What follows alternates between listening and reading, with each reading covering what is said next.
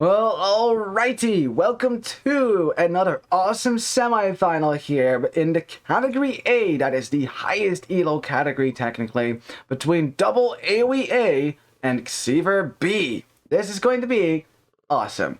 Alright, both these teams have waltzed through the group stage and the round of 8 finals and of course the quarterfinals to get here and take on one another. But only one team can leave this battlefield unscathed and alive.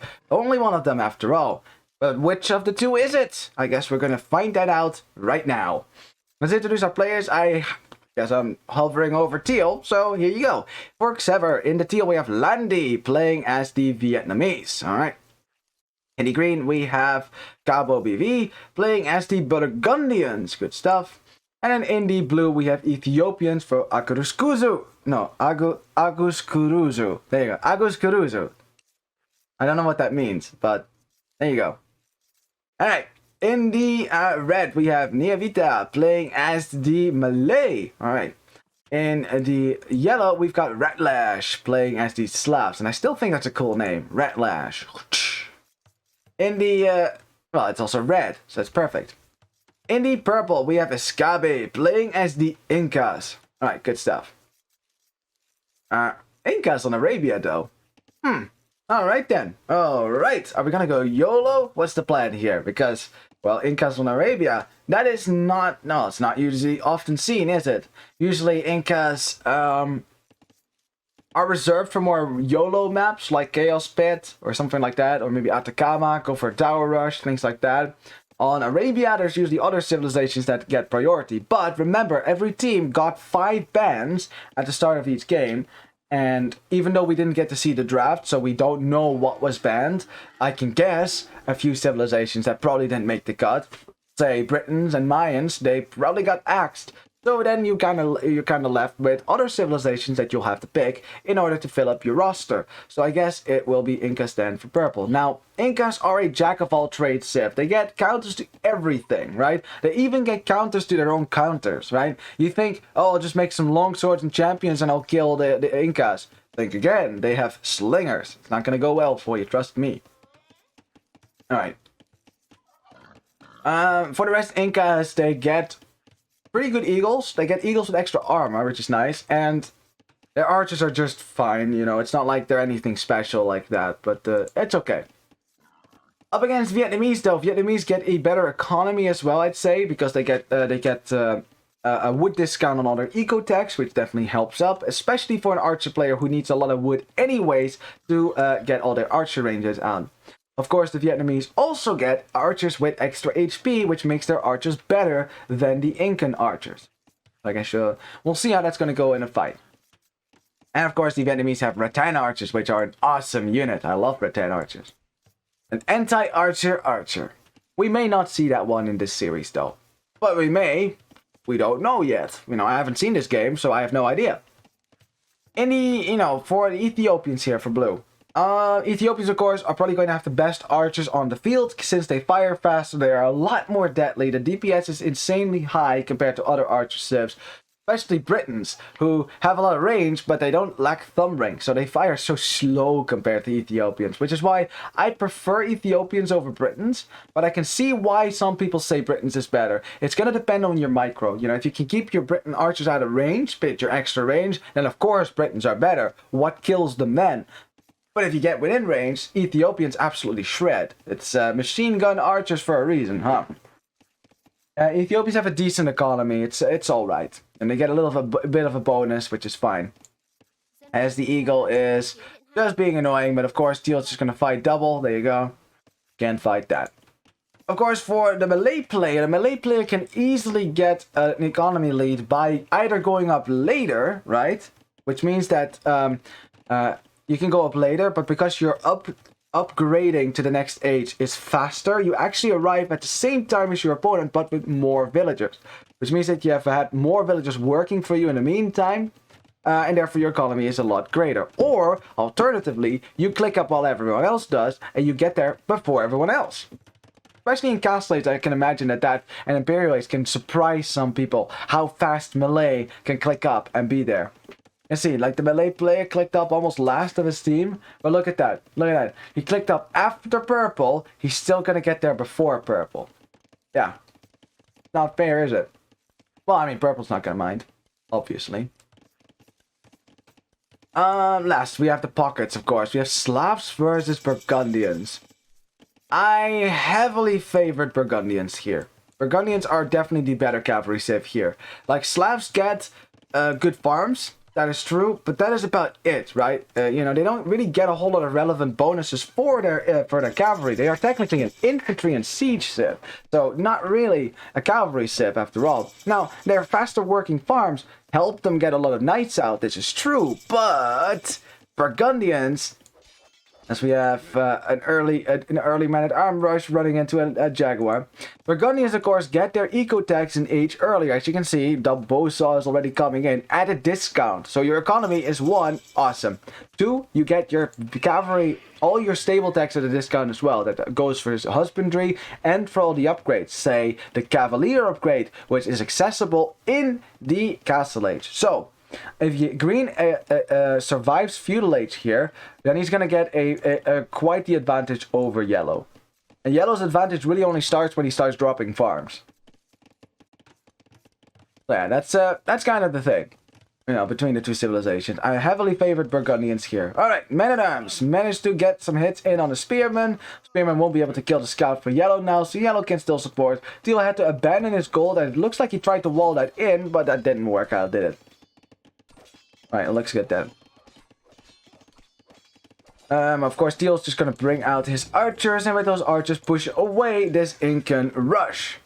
On the other side for red, he's harassing the berries a little bit, but a spearman will drive that away. Again, an early spearman is not a bad idea on a map like Arabia, where you're probably going to get caught off guard by enemy scouts.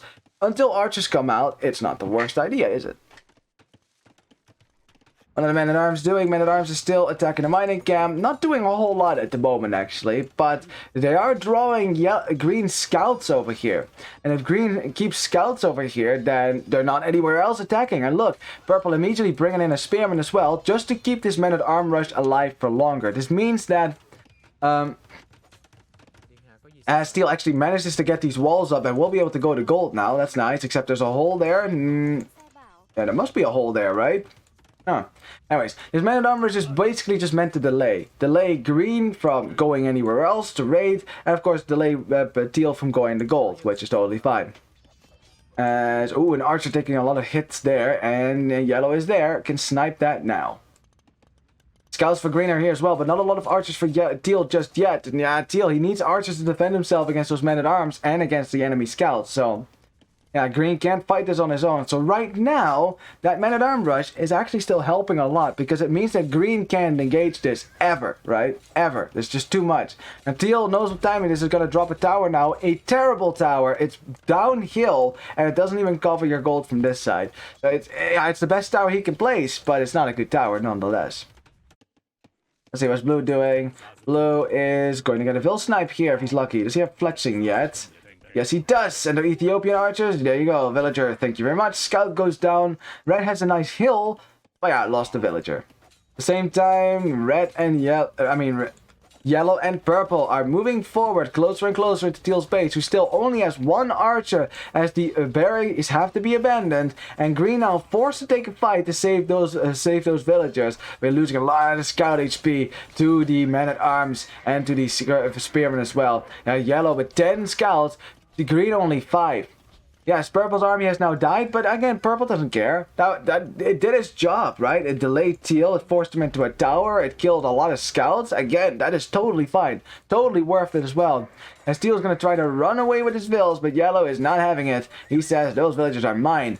Isn't able to get any of them, though. As green is enough of a distraction. And yeah, teal is already kind of on the back foot here. On the other side, we have the Ethiopian player versus the Malay player. And the Malay player technically has the better economy, or had until he lost some vills, but the micro seems to be a little bit better for blue here, especially with those Ethiopian archers. Look at that, look at him fire! As red is gonna get completely overwhelmed here. The tower going up just in time for red here to save his villagers on gold, as blue is just gonna sit right there in a choke point. Good luck dislodging them from there. Alright.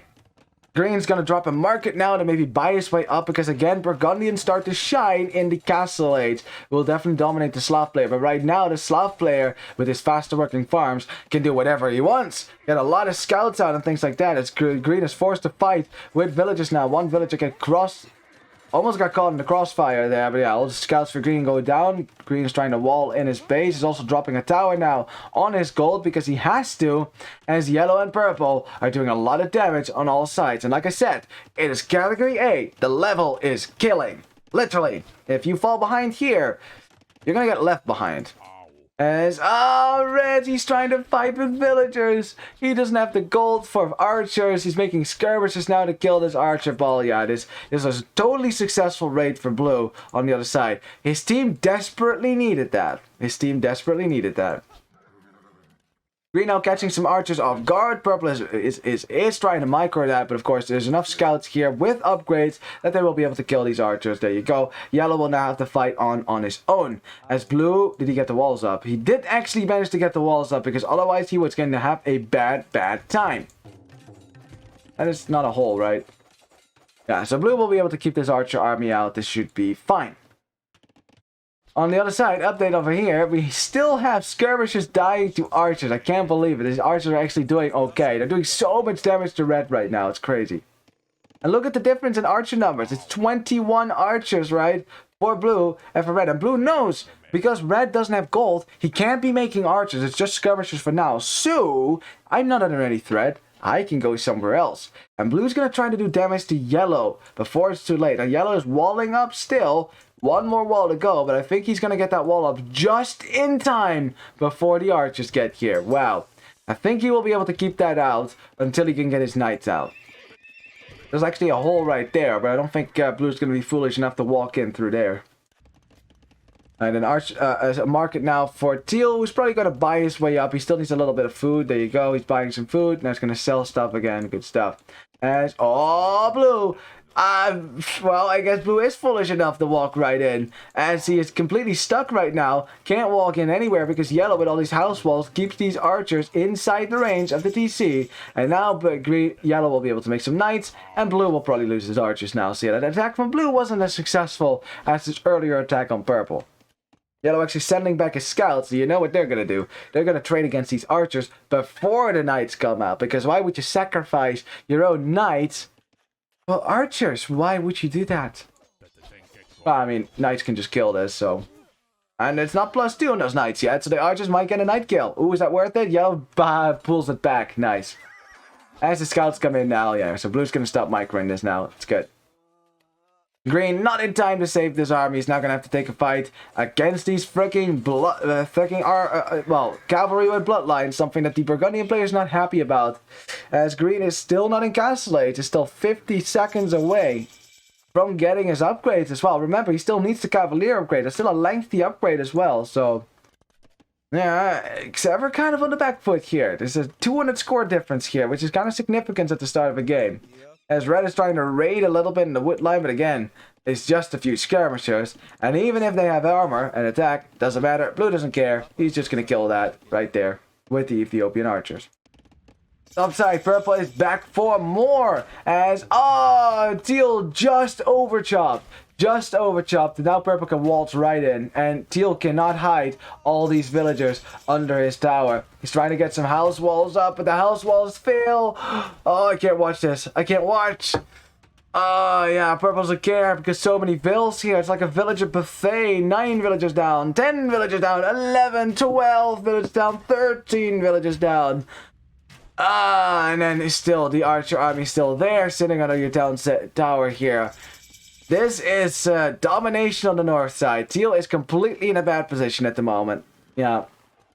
It's, Purple and Yellow played it really well early on. They did so much damage to Teal with that early man-at-arm rush, and then after that following it up with a lot of crossbows now.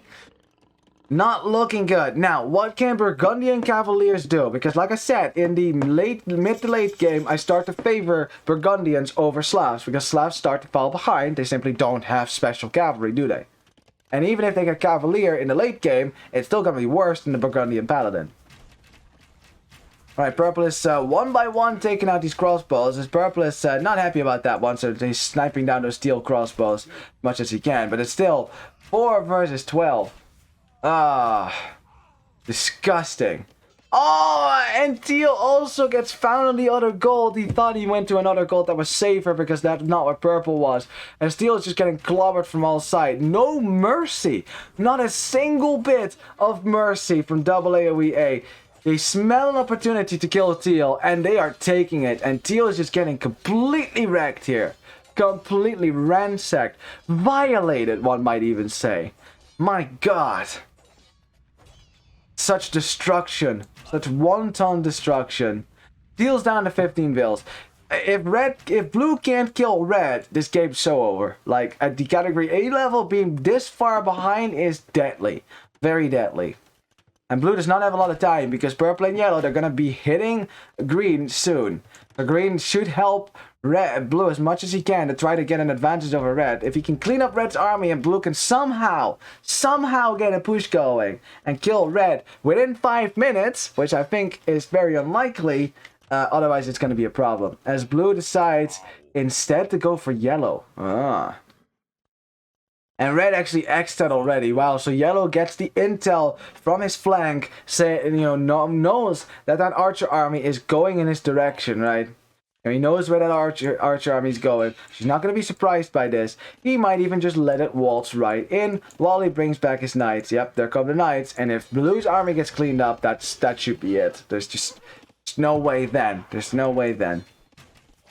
And Steel has a little bit of revenge. A teeny bit of revenge. It kills 8 villagers in purple's base. But it just pales in comparison to the 21 villagers that purple killed in Teal's base. Alright, blue is moving forward. He's not sure if he's been spotted yet. He's trying to be as inconspicuous as possible. Now he notices villagers. Yellow may have even left them there. Just as an enticing offer for blue. As blue just does not know the danger that he is in. As the knights come in, these knights with +2, blue is taking the hill that he chose to die on. As it is his last stand, the knights arrive. There's no support for green, who's still defending his own base, and blue's crossbows will get completely slaughtered here. Don't even have the hill anymore. Yep. And with the demise of blue's army, how does XEVER ever come back in this game? They don't. They don't. There you go. See? Right there. Right there. See? GG. GG. That was brutal. Very brutal. AOE, AAOE is not messing around, man. They're not playing it nice. They're not like, we'll just play a good series of 5 games. No. We're gonna murder you right now. We're gonna legally murder you in a game. So it's legal. But my God, did Teal get destroyed here. It started with that early man-at-armor, just completely set Teal back. And normally some teams would say, okay, we'll let Teal live, we'll move on to green and try to do damage there. No, not AAOE-A. They were kicking Teal when he was down. As honestly, they should, because how many times has it happened where one team leaves a player they presume dead by the wayside, and then that player comes back and finishes the game, right? They don't want Landy here to reboom into anything, Vietnamese archers, and instead just completely destroy. Yeah, so yeah, after he lost that many villagers to purple, who found that freaking hole, honestly, that overchop, the timing could not be worse, right? Right as purple moved up to the wood line, purple would have just backed off if the wood line had been intact. But because that villager just had to chop that last piece of wood, that hole existed, and purple thought, hey, that may be a tower, but there's like 20 villagers there. He can't hide all of those, so I'm just gonna run right in and kill 20 villagers. Ow, and that hurts. At the same time, blue certainly did a great job against red. Like, blue versus red, it was barely, not that even at all. I think in a more standard game, blue would have eventually developed a push against red's side and really become a problem for the melee player. But Blue probably felt the need he needed to do damage to the pocket to bail out green. The problem was yellow knew exactly what was up. You know, red had seen the crossbows leave his walls. There's only one place for them to go, so yellow sent back the knights. Was there right in time, even before green could get his army to the other side to assist. And at that point, it's just, no more army, no more game.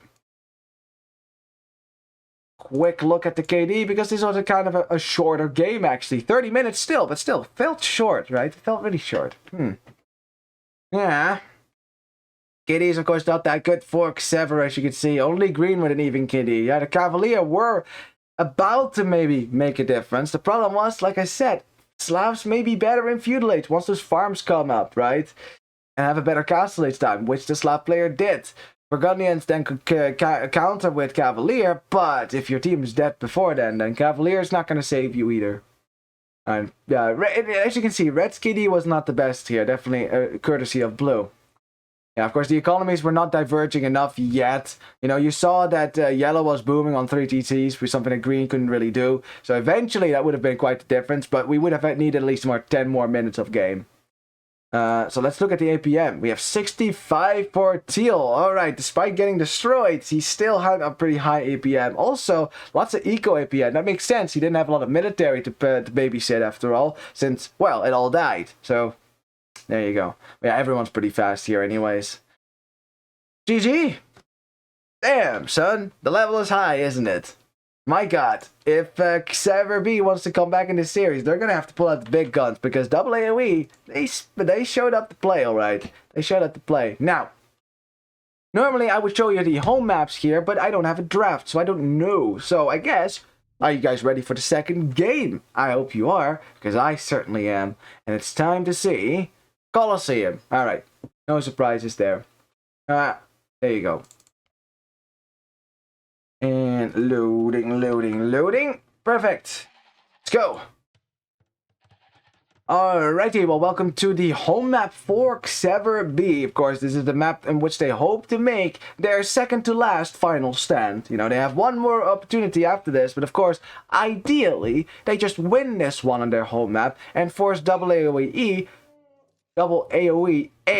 to go into their own home map. Alright.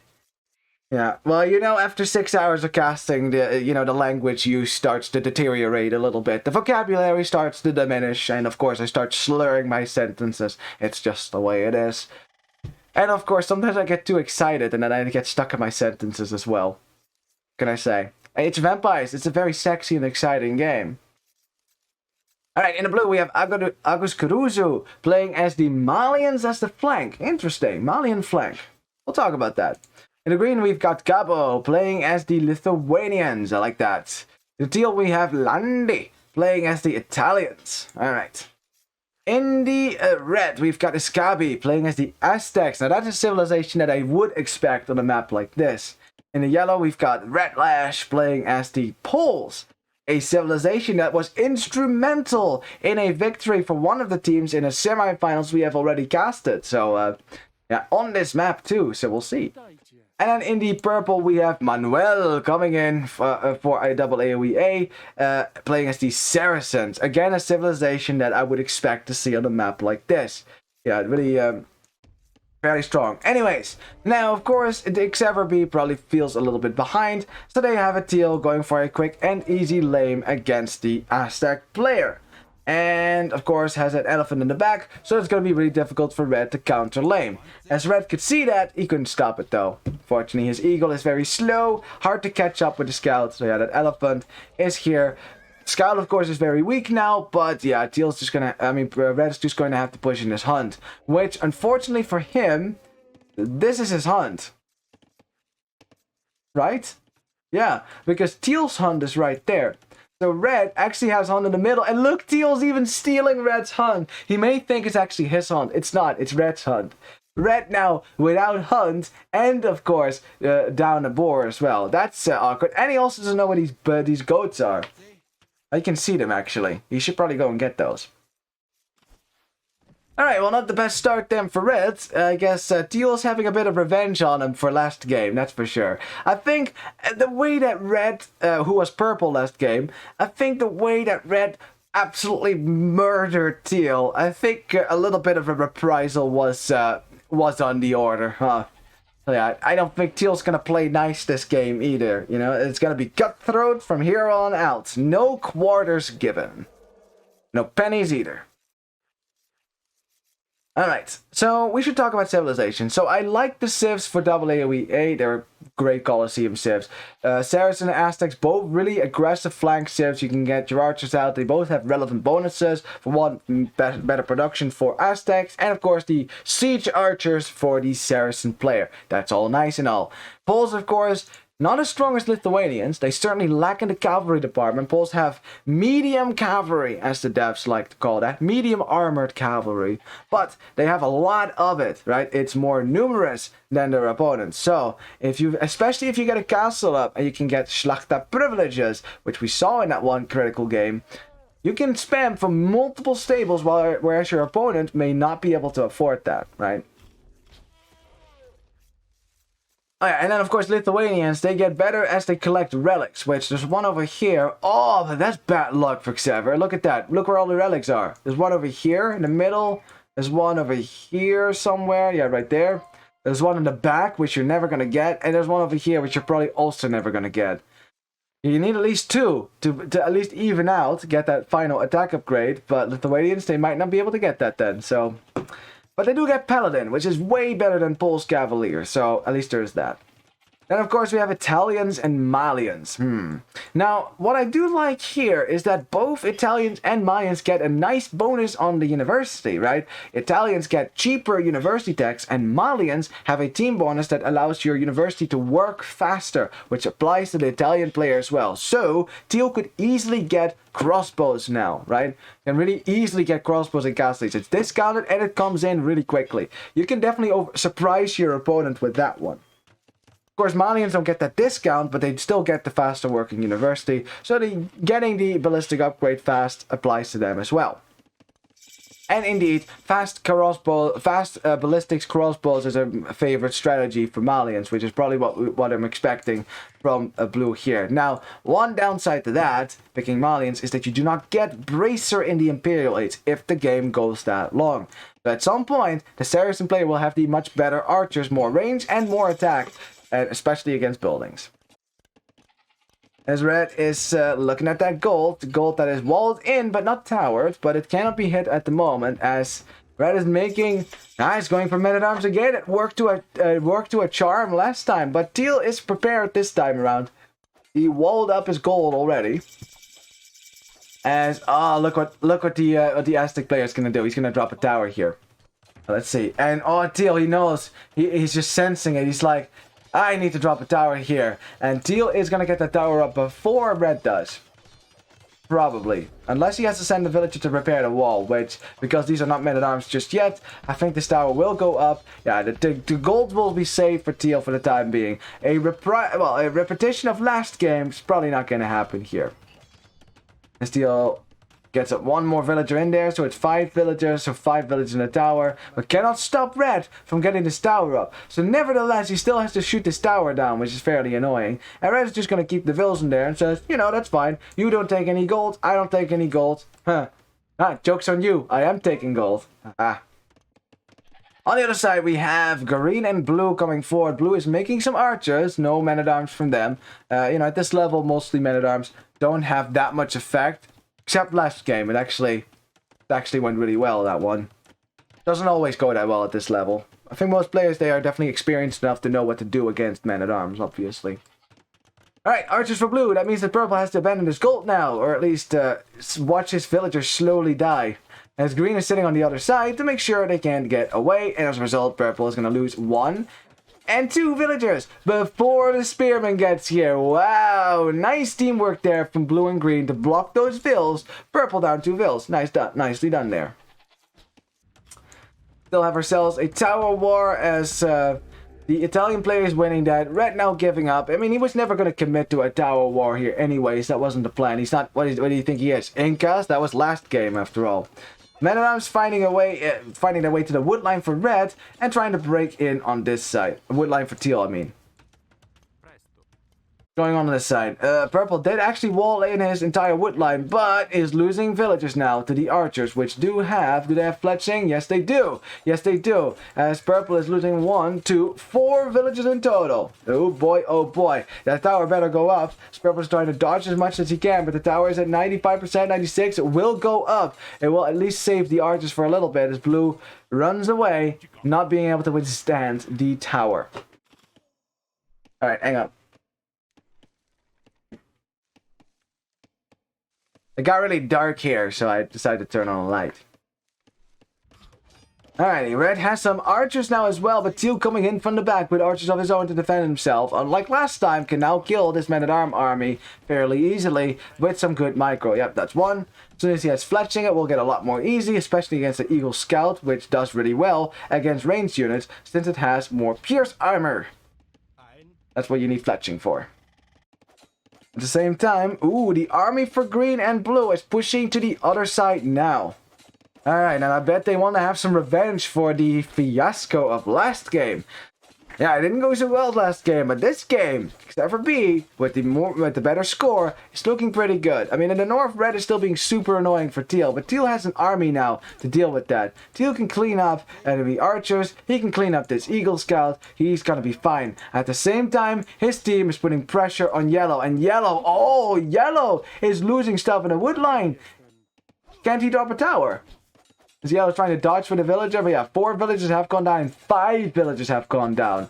Ay, ay, ay, ay, ay. More vills may still die as Yellow now tries to get in on the archers first, right? Instead of finding the scouts for green. So let's see what the micro for Blue is going to be like. As Blue finds a choke point, maybe?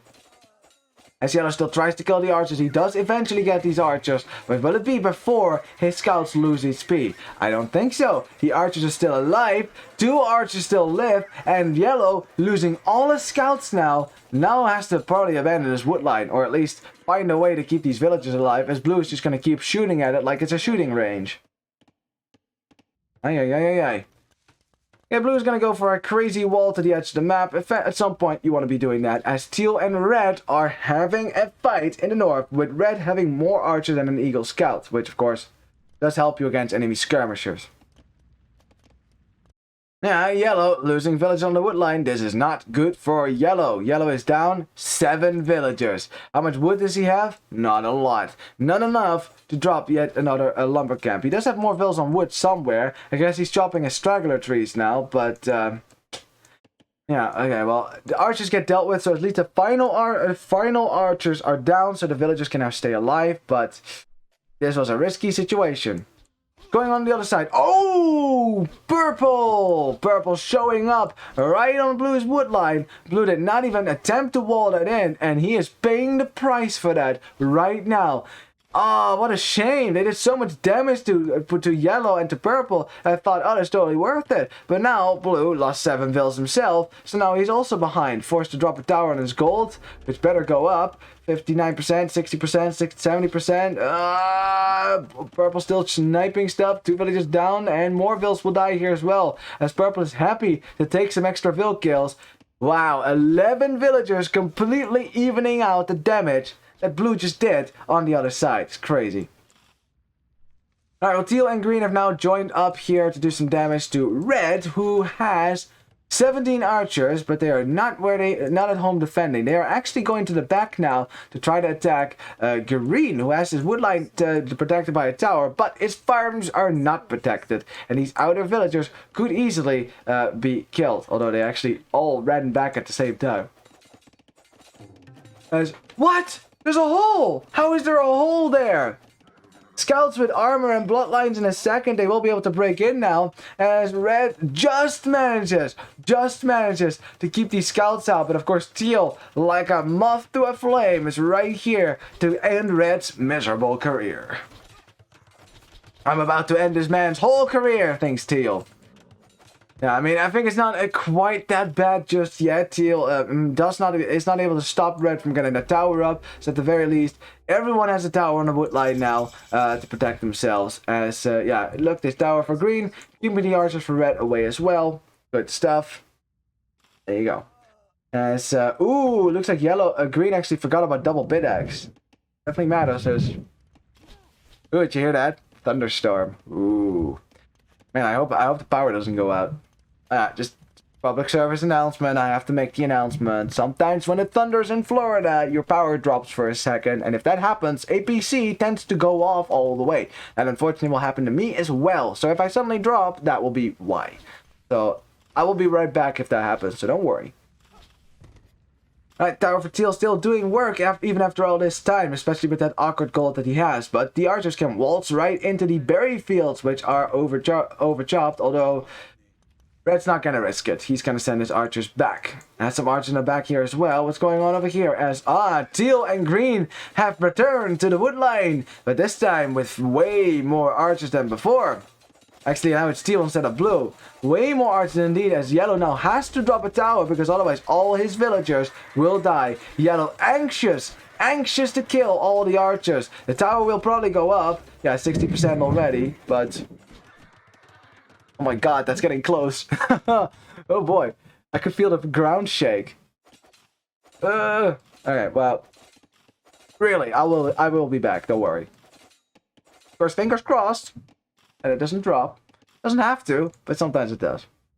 Very annoying when you're in the middle of a stream.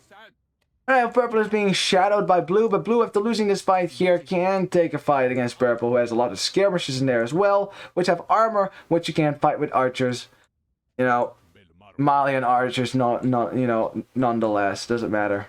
Blue also wanted to drop a tower on his wood line, but looks like that did not go up as well, so for now, Blue, no wood for you!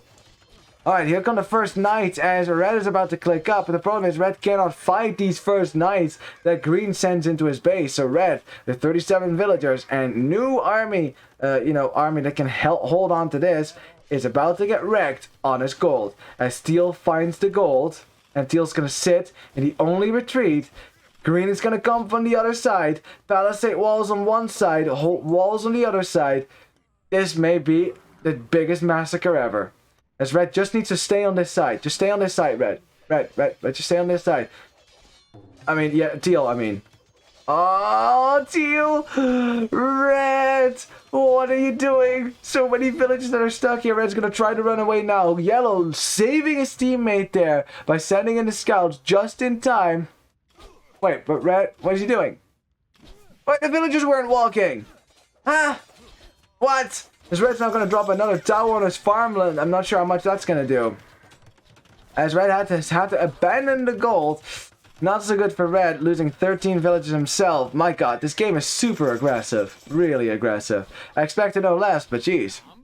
As skirmishers are raiding the gold, something that Blue is going to need some help with. I think some knights should go here before Purple gets the upgrade. So I think Green should probably send some knights to the south now to deal with this. Because he can easily clean this up. No, not a problem.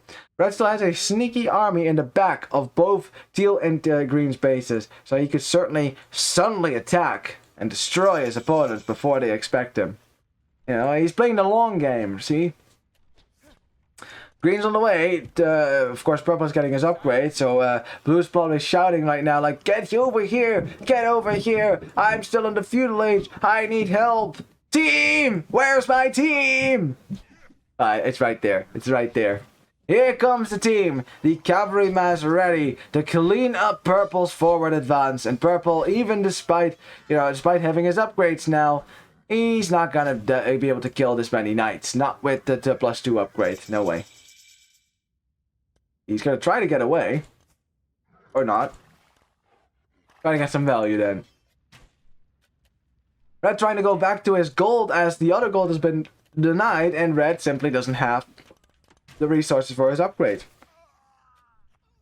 Hiccups. I don't know why I've had the hiccups the last few days. It's really weird. Alright, well, Purple, of course, is going to get cleared up. So Blue can breathe a sigh of relief as we have one single knight in the wood line for Red. That knight is now stuck there. But who's actually stuck here? Is it the knight or is it the villagers with the knight? So yeah, all Red needs to do is just stay out of the minimum range, and then the knight can't. We'll have to find a way to attack, but this knight can wreck everything. So poor Red. Red, though, killing a few villagers on the farms here, showing up out of nowhere, because indeed he came from nowhere, and Green definitely did not see that one coming. But Green has the army to deal with that if he wanted to. What's Yellow doing? Yellow's heavily on stone. Is Yellow going to drop a castle soon? Let's have a look. Doesn't look like it. I think all those towers and the extra TCs, and probably the fact that he sold some stone just now, probably means that there will not be a Polish castle anytime soon. This means that the Lithuanian player has nothing to fear about the Polish knight spam, which can be deadly. As Yellow sending the knight to deal with that, but Teal coming just too late to kill that knight. He's probably going to have to abandon that wood line. Yellow's knights at the same time trying to kill Teal's crossbows. There's 11 of them, but it takes 4 shots, 4 volleys to kill a knight, which is just too much, Now, crossbows really need numbers in order to be effective here. As Teal's going to try to create a choke point here, right there, where the crossbows are going to sit, where they may get a better advantage, but there's only 4 crossbows left. Even in a choke point, it doesn't matter. They will still get clobbered. Still gonna try to wall that up, but there's still a hole. The knights could still run in right into his gold if they wanted to. See, there's still a hole. As Red's army has been found out by Green, and Green's not happy about that. It's not having it either, and says, "Get out of here, you fiend!" And there you go. Knights from Yellow being sent into the woodline now for Teal, as every player is just kind of doing their own thing right now. Everyone's just kind of running around doing weird shit. Where's the teamwork, man? Jeez. And Green does have 31 knights versus just 19 for the Polish player. Now, without Slachta privileges, the Lithuanians with the better economy right now, 58 versus 61. Oh, actually, the Polish player has the better economy. Also, better farms, so should have the better economy anyways. But that bill difference is even out completely. 58 versus 58. There you go. All was right with the world again. Alrighty. Well, Yellow's, of course, trying to kill the crossbows. The problem is that is a lot of knights. That is a lot of freaking knights. That is also a lot of crossbows. Saracen crossbows indeed. Something that Green will not want to fight. Of course, as all the crossbows for blue just went down into the dust. Green's just going to run away and look for places to raid. Because with this many knights, you can certainly do that. Steel's dropping outposts all over the map right now, just for some extra vision. So you know if your opponents are going to try to sneak around you, sneak around the side to attack you in a sneaky way. Alright, well these knights are trying to break into the gold. One of them is about to die. One more. Oh, actually, well look how little damage that knight is taking. Just one. Jeez. Crossbows for Teal as well, that's fine. As we have... Yeah, Red and Teal so close together. Man, how do enemies end up so close to one another? It's crazy. What's going on over here? What? Where did Yellow's army go? Yellow! Where did you go? There's an overchop in Yellow's wood line, and now his entire wood line is gonna die. That's too many knights. Yep, you can't run back to the tower, and even if you could run back to the tower, it wouldn't matter, you'd still die. As Yellow is again losing another vills. 56 for him now, and now Green is actually ahead in the vill count. Crazy stuff, man. Yellow's woodline has been a sore problem for him. I don't know what happened to his knights. They must have been chasing the wrong knights because it was a diversionary tactic, and Green as a result got a lot of value just there, killing 24 eco in total. Here comes Purple, going for an attack now. Blue, of course, X-Stat, knowing that it's there, but the problem is there's nothing he can do about it. Dropping a Panic Siege Workshop as he's trying to dodge with his villagers. The Siege Workshop does go up, so he can at least get Mangonels out now, or some Scorpions to deal with that. In the meantime, Teal is on the way to Imperialate, something we haven't talked about yet, but yes, that is what Italians tend to do, huh? Going up the Imp is cheaper for them, therefore they can get that faster, all things being equal. And Red is going to have a bad time with 6 crossbows and a Mangonel. Now Purple is the last hope here, the last hope for a double AOE-A. Because if this army goes down, it is basically the same situation as it was for XEVER-B at the end. All the armies are converging on one. Yellow is here with knights, but there's 37 knights here now as Purple tries to get out of here. Yellow's going to try to snipe the Mangonel, but the Mangonel gets a shot. Oh, nice shot on the crossbows, but didn't really connect, did it? It weakened them a little bit. At the end of the day, Yellow, losing this fight, simply does not have the knight numbers to compete here. As Yellow's army bites the dust, but will there be enough knights to clean up these crossbows? That's the question. I don't think so. Green is now waiting for more knight numbers. It's actually 25 knights versus 16. Yellow is still ahead, even without Schlachter privileges. That's crazy. But he's sending those knights to the north, not really to support Purple at the moment, who might be the strongest player, well, the strongest flank for sure, right? But the problem is Teal did just make it to Imperial Age, and Yellow knows that as well. If he can take a fight against these crossbows, that would be really good. The problem is, these crossbows are about to have Bracer, they're about to have Chemistry, and with that, they can kill this rather easily. Mangonel coming in though to maybe get a giant shot in on these crossbows, as Knights are getting absolutely massacred. Same time, Knights still fighting, and Purple has to go right back home. Okay, shot. Oh, nice attack ground attempt there for Red again. But Teal, of course, using his range to dodge because he has Bracer now. You know, that extra range really helping him a lot. Still, he doesn't have the food probably. Yeah, he doesn't have the food for the Arbalest upgrade, but at some point he will. Gas now going up for Red. That doesn't really shield his economy, but it will slow down Teal if he wants to move further beyond this point. Green and blue now are besieging the south side, and yellow is sending in the knights to come and help on this side indeed. Oh boy, oh boy. Oh, it started raining now. Alright. A little bit of miscommunication between green and blue here, as blue's crossbows found themselves caught off guard by yellow's Polish knights. And those knights definitely got some value here. Now, purple has Arbalest, and we have ourselves a very similar situation on opposite sides.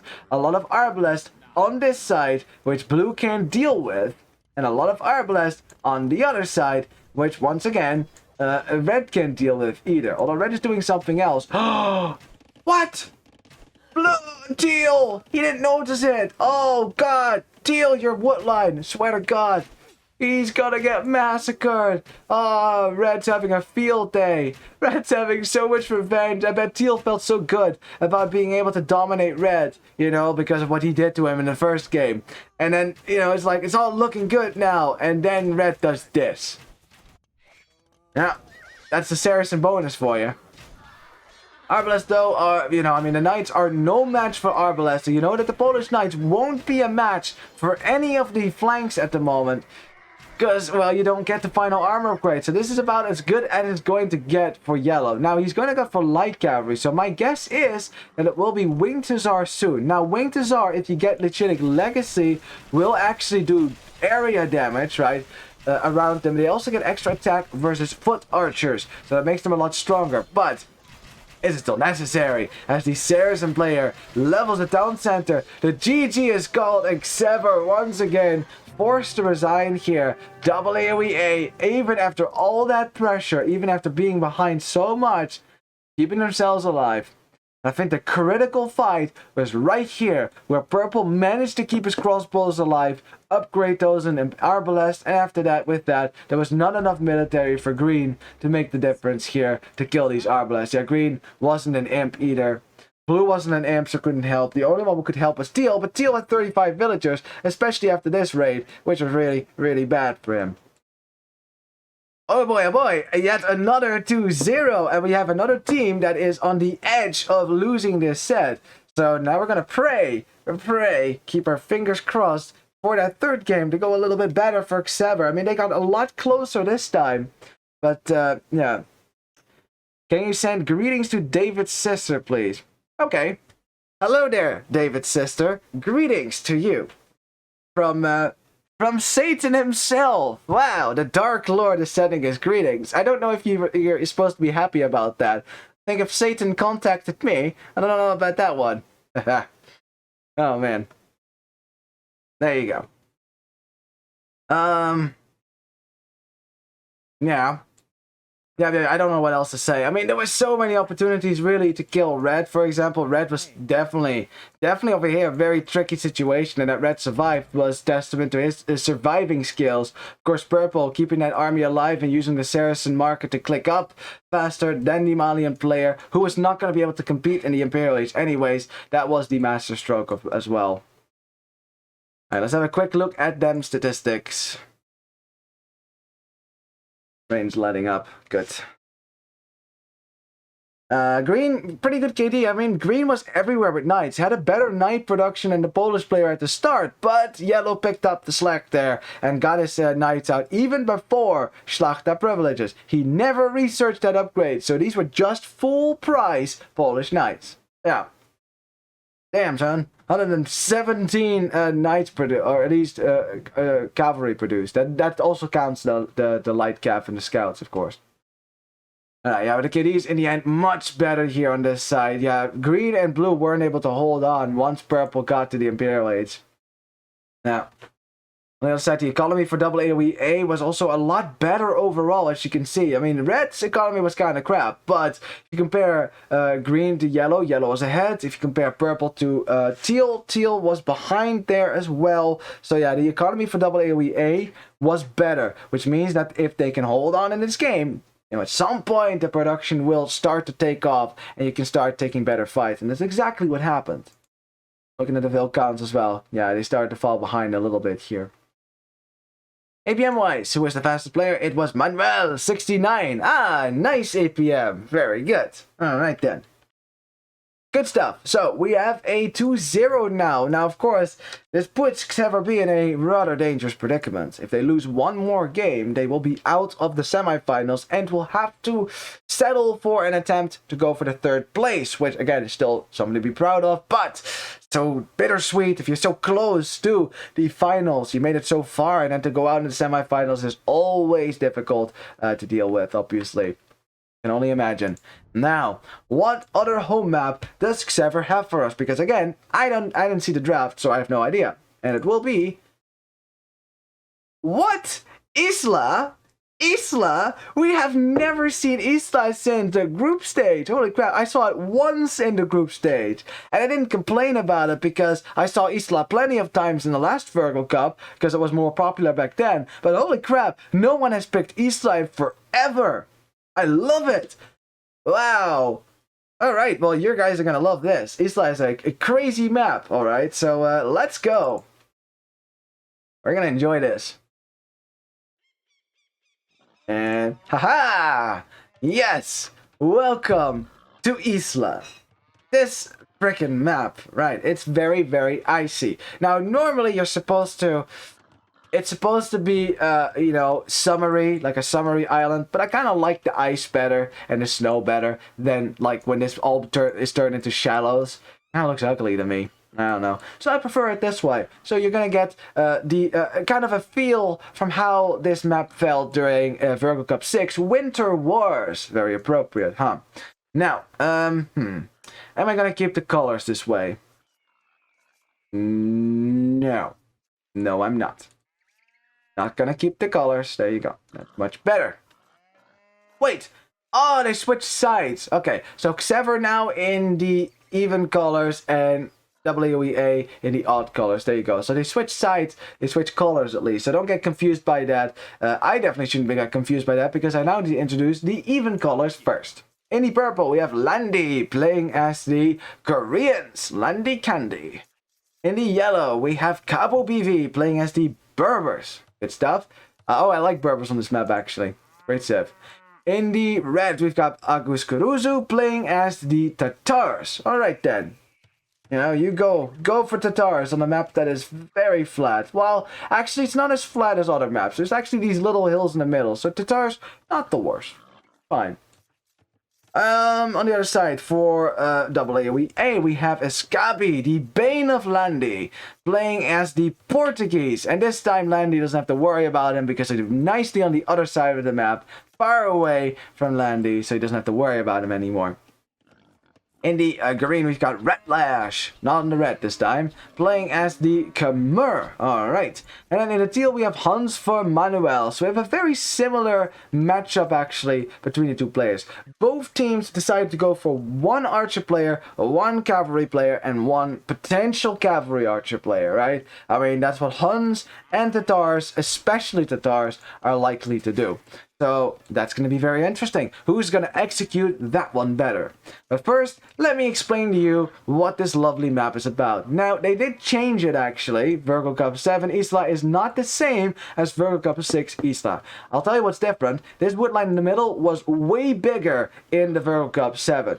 I think players were a little bit further apart as well, so there was more room for a wood line that was like this big, kind of turning this in a little oasis, you know, with a circle in the middle. That's not the case anymore.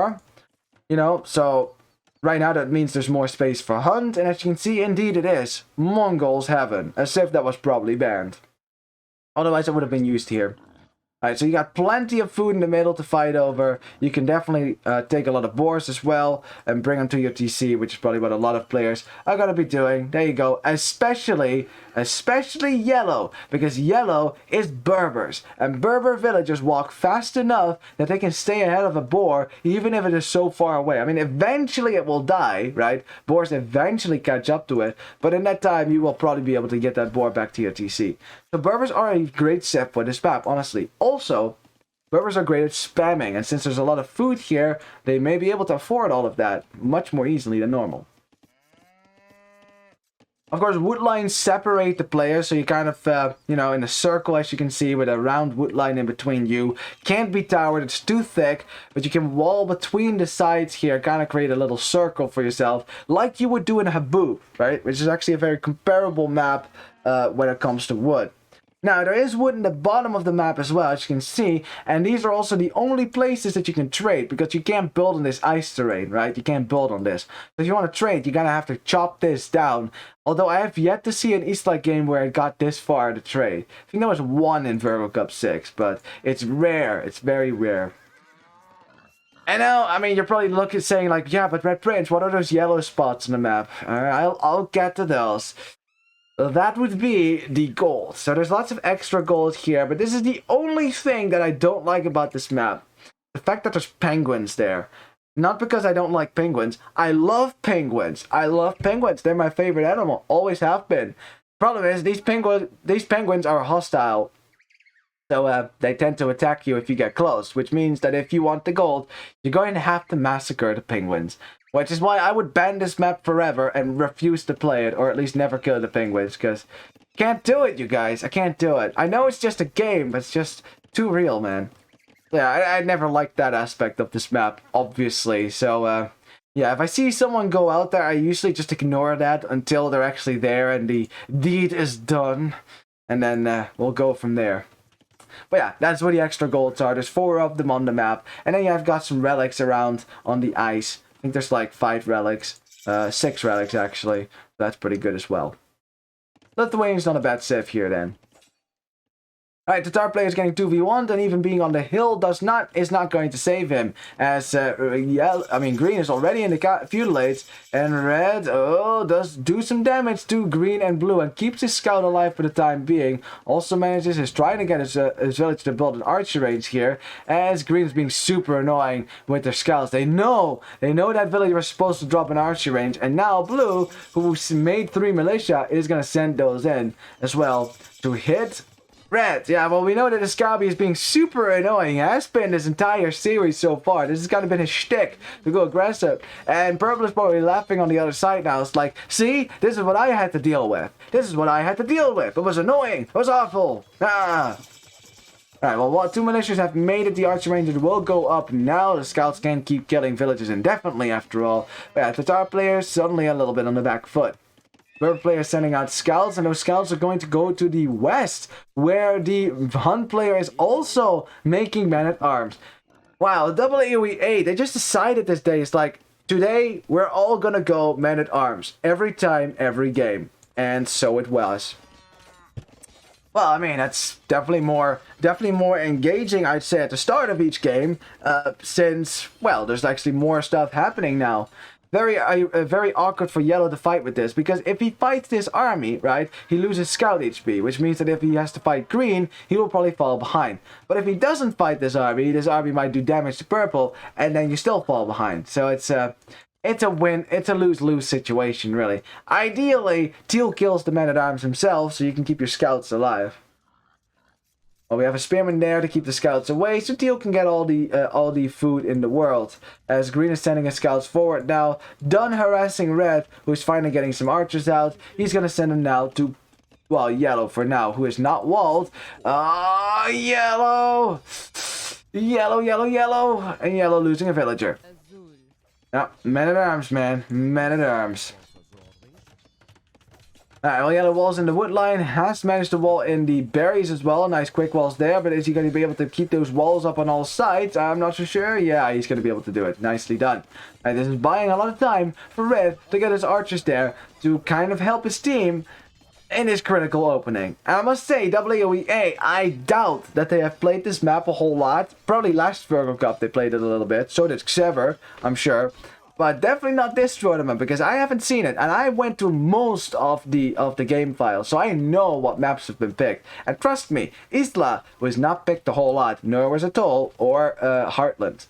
Those were definitely the most unpopular maps of the tournament today. No, I don't need stats for that one. I just know. Alright, well, teal is taking food over here, and that's the whole idea for teal, to get a lot of food and get up the castles faster for cavalry archers, so that your cavalry archers can start doing damage. As the men-at-arms are finally dealt with, and the Tatar player is going to go right back home. But of course, blue has his archers now as well. And remember, Portuguese get that discount on their archers, right? And on any other gold unit, by the way, so you can make them a little bit more, they're a little bit cheaper. So you can make a few more of them than your opponent can with the same resources. Alright, purple walking right into teal's base. Teal made 3 archers. That's not going to be enough to kill purple here.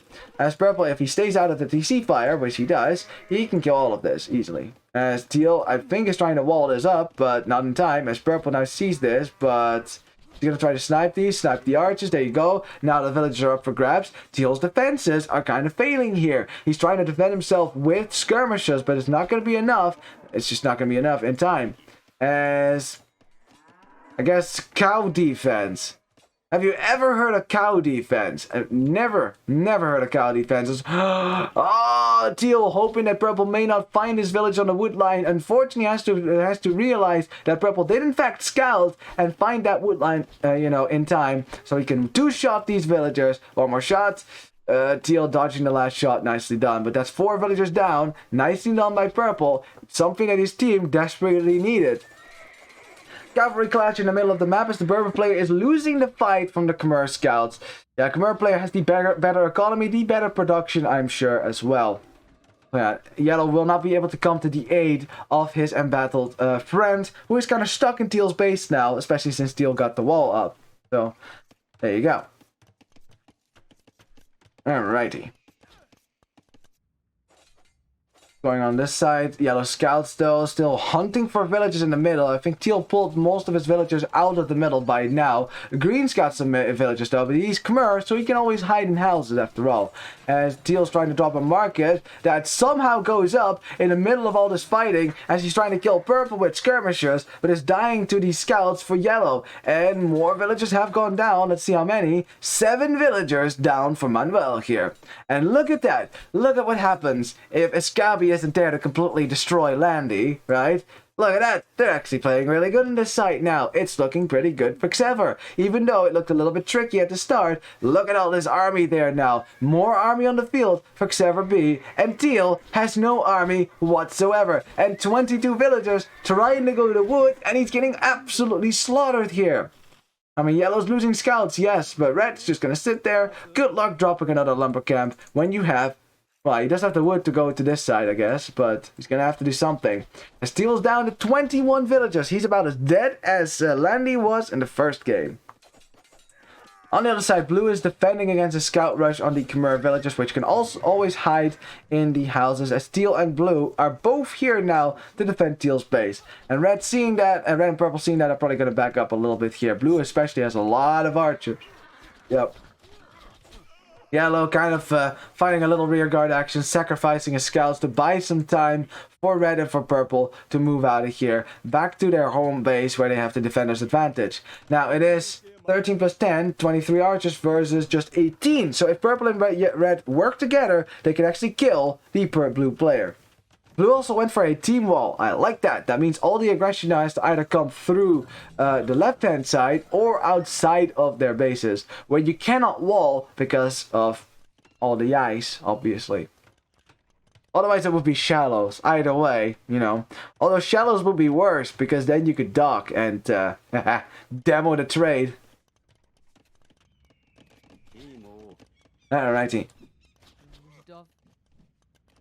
Teal's just kind of raiding the golds. Here comes green, though. Green can certainly help break through the walls, as yellow's going to go for a tower now. We'll have to find a way to keep this gate locked without the gate dying. Yellow gets the house walls up, so the scouts will stay out for the time being. The tower will go up, and there you go, forcing your opponent into a tower. That is still good damage. We like those. At the same time, oh, purple and blue now finally taking that fight. Red is here as well, but there's a lot of scouts here. Yellow stopped making scouts because he went up to Castellate. As a result, the Khmer player who has the later Castellate's time is going to destroy everything. Absolutely everything. Yeah, and this is why we keep making scouts and feudalates until we get a good engagement, and then we click up.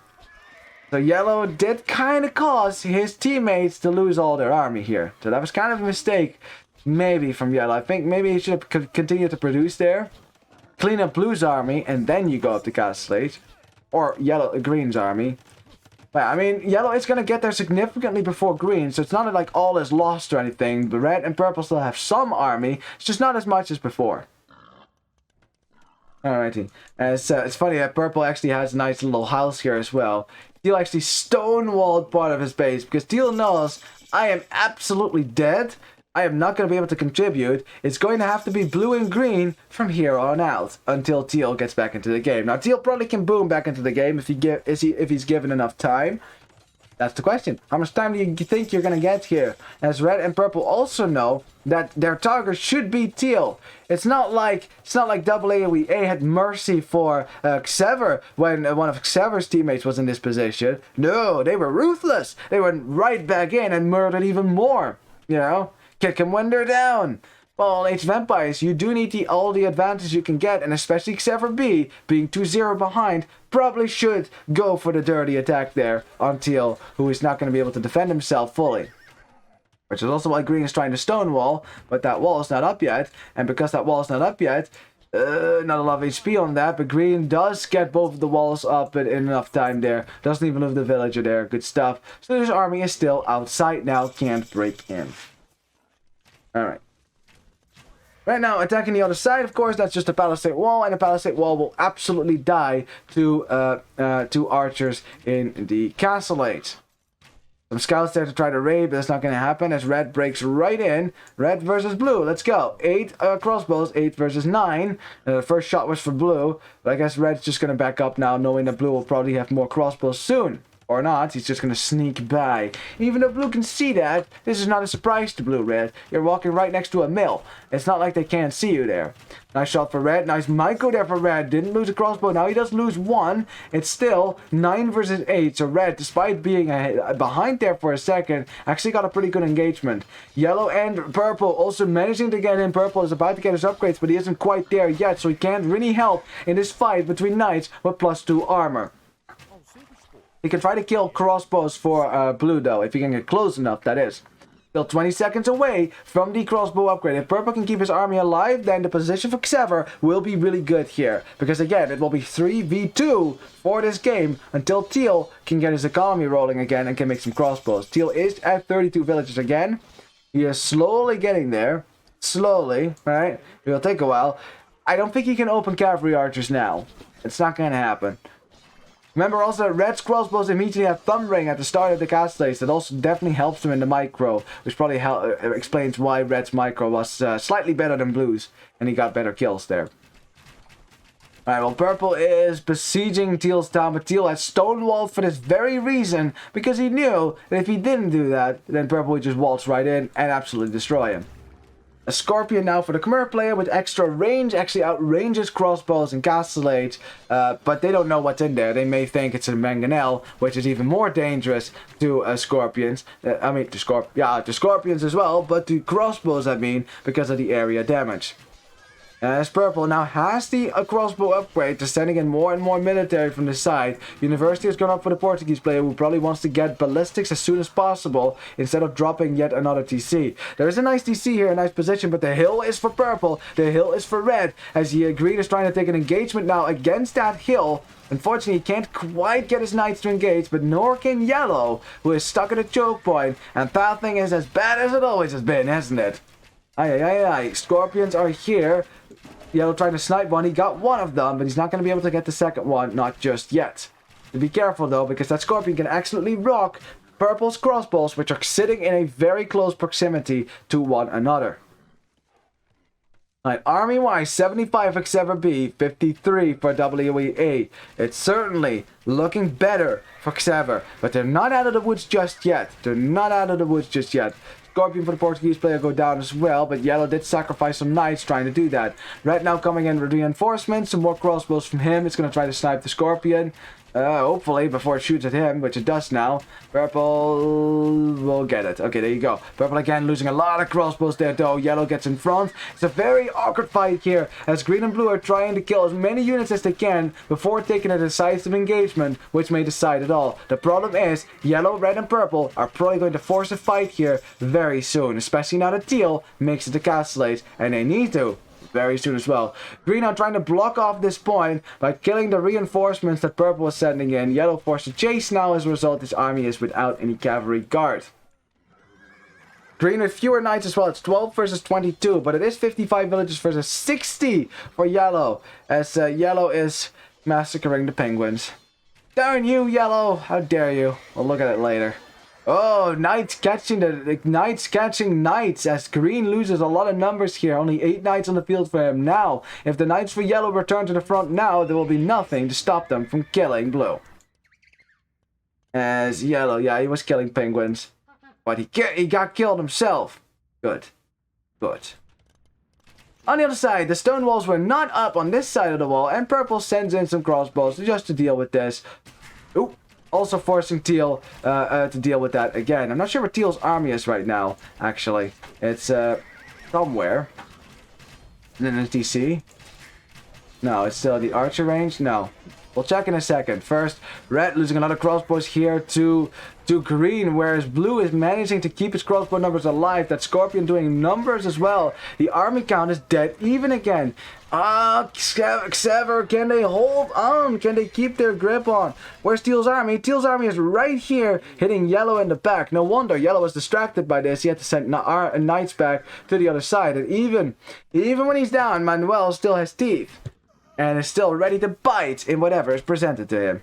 There you go, 3 villages down, and Yellow again is forced now to deal with these crossbows, which could still kill a few knights. With that fight though, Blue and Green hold the front, and again, saving Teal at the same time, as Green is just going to take his gold. He's like, you know, you're still kind of dead there, dude, so I need the gold more than you do. Alright, Blue now with cavalry archers. Alright, the Tatar player is making cavalry archers at the moment. It's 19 CA for him for now. Bloodlines is in, armor is in, but not silk armor just yet. Is he going to be able to take a fight against the Portuguese player? I don't think so. For crossbows will still kill you there. He's going to have to find a way to raid somewhere else than where these crossbows are. Which should be easy enough, right?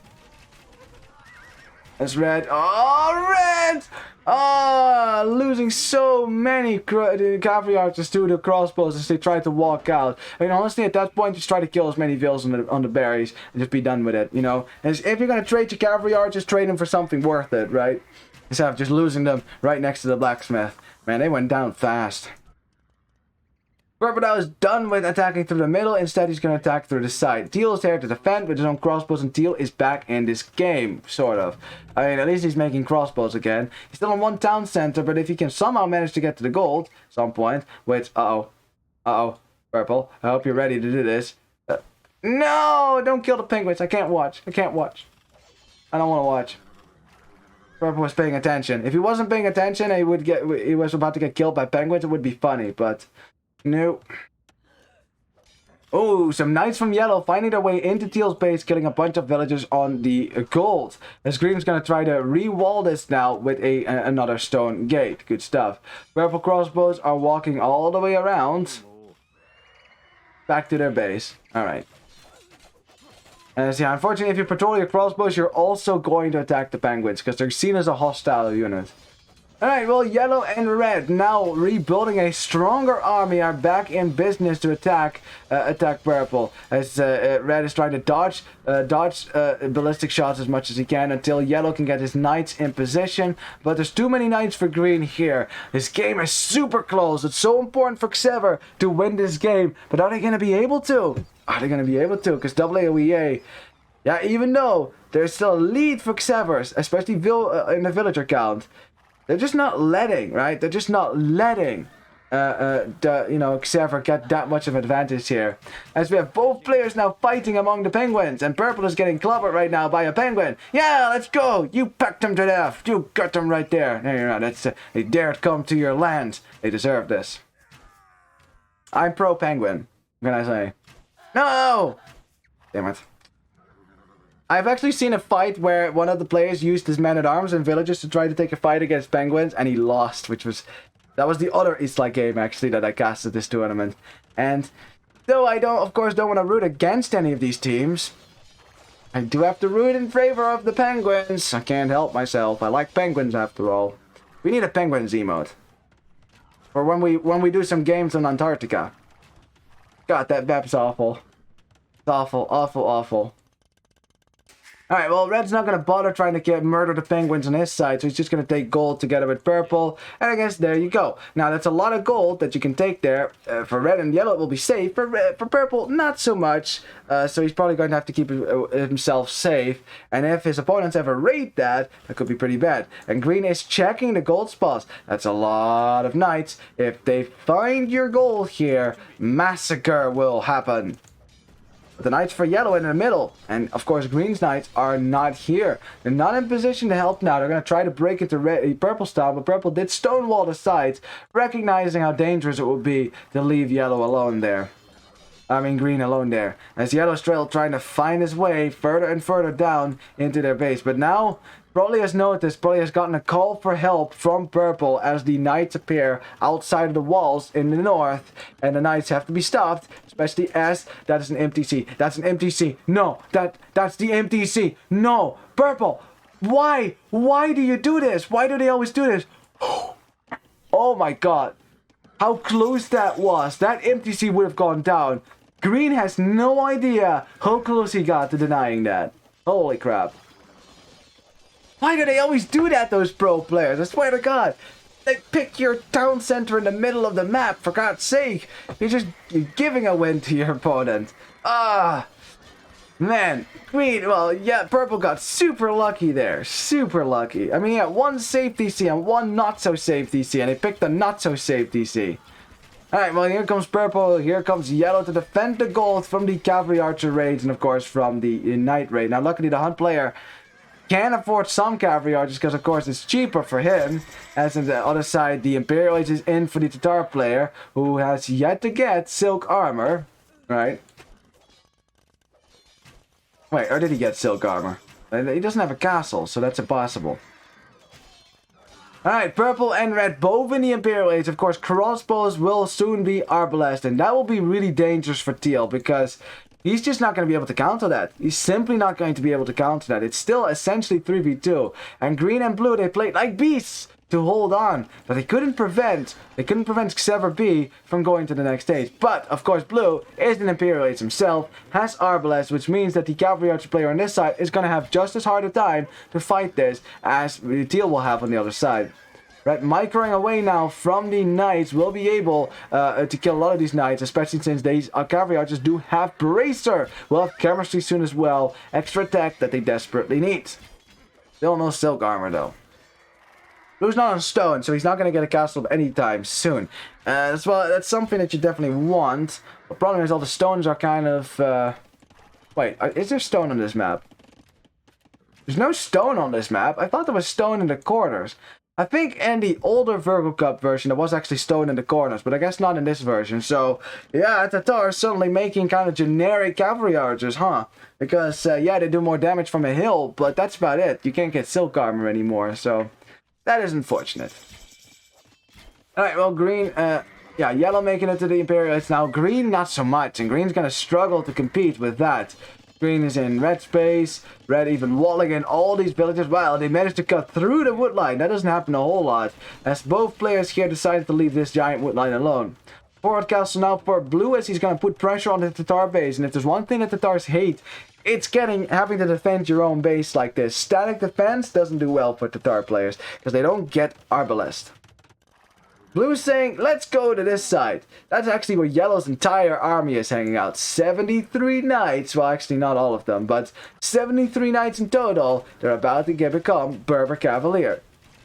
No surprise that the Berber player makes more units after all. Purple now could help kill these knights, but he's not doing it yet, as cavalry archers are getting absolutely slaughtered by the Arbalest from the Portuguese player. Yeah, without silk armor, you're not going to have cavalry archers that are strong enough to take this on. They're simply not tanky enough. They need that extra armor. Bad. Arbalest on the other side as well, but purple is taking the fight there, and blue has better Was that a patrol? What was that supposed to be? Purple! Ah, losing so many units for nothing. Well, that's unfortunate. Cavalier raids on the gold, as blue never really went for a town center to defend it. As a result, that gold will have to be abandoned. And does blue still have gold? That's a good question, actually. Let's have a look. No, he doesn't. He doesn't have gold. You only start with one tile of gold, and if you're out of that, that's it. You're going to have to go to the other side. Arbalest is getting cleaned up from blue at right around the same time, just when blue was thinking to go for an aggressive push. And if you can't go for an aggressive push on this side, if blue can't do it, and blue is cut off of gold, how do you continue playing here? Because green is still not in the Imperial Age, right? He's about to get there. Right? And then still will be behind the Berber player, who can always make camels if he wants to. Blue doesn't have any Arbalest right now, of 15 of them. Teal's making a few cavalry archers, which are definitely raiding, and if they don't pay attention to that, it's not going to be good. But it's... yeah, as green's army is also going to go down over on this side. Yep, there goes the army there. Purple and red taking control of the gold on the left-hand side. One penguin watching in despair as his people has been murdered. Murdered! Hunt player in late imp, Hunt struggle, because, well, what are you going to go if you don't have paladin at that point? Cavalry archers are not going to do you very well if you don't have the military control already. And, you know, cavalry archers, what makes them so strong is the fact you can raid around, kill villagers, like you saw in the last series. In the late game, it's really just about point defense, right? So you better have a lot of them with all the upgrades, and then they can do okay. But otherwise, they just die to pretty much everything. You know, that's really not what they're for. They're for mobility. Point defense and sieges is not really their thing. Is there a hole here? Well, why is there a palisade wall in the middle? That's weird. That usually indicates there's a hole, but then there should be two as well. So I guess it's just a bug. Anyway, Cavalier from Yellow being sent to the south, as Green is taking a giant fight now against Yellow in the north. Green actually has more HP on his knights, so Yellow's going to have to back up for the time being. As Capped Ram, the Tatar Capped Ram are breaking through in the middle. No Arbalest production here for Escabi. He simply doesn't have the gold for it because he's been kicked off of gold for the time being. As Blue says, yo, they're right back here. They're right back. Come save me. As yeah, the Cavalier overwhelming the middle as well. A few cavalry archers for the Tatar player remain. They're not heavy cavalry archers just yet, but they could be. They certainly could be. Purple now laying siege to Teal on the left-hand side. Should definitely get some Arbalest out, but look at that. Look at the Arbalest absolutely slaying the Hun cavalry archers. That simply won't do anymore. As Blue's town center is going to get completely destroyed, Green now forced to take a fight against that, which will be in favor for Green because he's got better HP, but Blue's going to suffer the consequences. His villagers are getting stuck in the crossfire. Yellow's sending in the reinforcements as well. Blue's trying to wall that off. He's not going to be able to, and that should be the GG moment. Once Green loses this entire mass, Blue's front position is getting overrun. He can't deal with these capped rams anymore. You know, he's trying to send in the Halberdiers, but that's not going to do it either. as purple's going to put pressure on the north. Of course, green is now going to lose the villagers to these cavalier raids, which will never let up because the purple player has a giant queue, way more cavalier in the queue than the green player.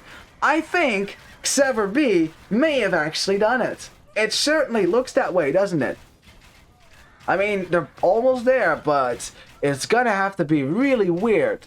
It's like they really have to mess up now if they want to let AAOE-A back in this game. You know, from this position with way more villagers, way more, well, slightly more military, they should be able to close this out. Like that's, I mean, blue and green are still again defending in the middle. Blue and green have like defended like bosses here, buying time for teal, who of course was never really going to contribute that much to this game, being as far behind as he was. Purple and yellow are raiding the south, but I think green and blue, you know, they finally realize that there's just no way to do this anymore. Let them have one. They deservedly won this game, and there you have it. XEVER-B strikes back. Alrighty, it's 2-1. We still have ourselves a series. Now, it's still an uphill battle for XEVER if they want to reverse sweep AAOE-A, I mean, because they have definitely looked really strong. Like, even from the position that they were in, I mean, teal being completely dead, they still survived until minute 55. You know how difficult that is? In most team games I play, if I die like this, or if one of the teammates die like this, it's not like we can keep ourselves alive this long. Oh no, no. So this is quite impressive. The defense in the middle was really good. You know, taking smart fights, never really losing your entire mass, knowing that you're behind 3v2. Trying to go for raids around to force yellow and red to respond to that, you know, raiding red, trying to go for a siege push forward. It was only when, you know, everyone of XEVER got to Imperial Age, the economy really started to kick into high gear and the Berber player could start spamming Cavalier, that you saw the AAOE-A were starting to lose ground, especially when the Khmer player had to click up the imp as well and the production of knights started to lessen.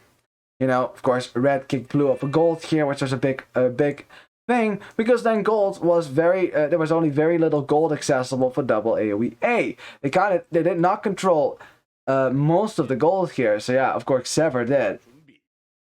Yeah, and the position was still doable, but eventually red and yellow were going to turn that gold into another push, and blue and green were going to lose their gold, you know, in the south, and then at that point, what do? Go full trash? Yeah, that's probably not going to work either. Looking at the statistics though, yeah, the KDs, they weren't pretty for a AAOE-A, but man, they were able to keep themselves alive as long as they did. And definitely due to blue and green, they definitely deserved the MVP medal for their team, for sure. Because teal was definitely kind of dead there for a while. Very much so.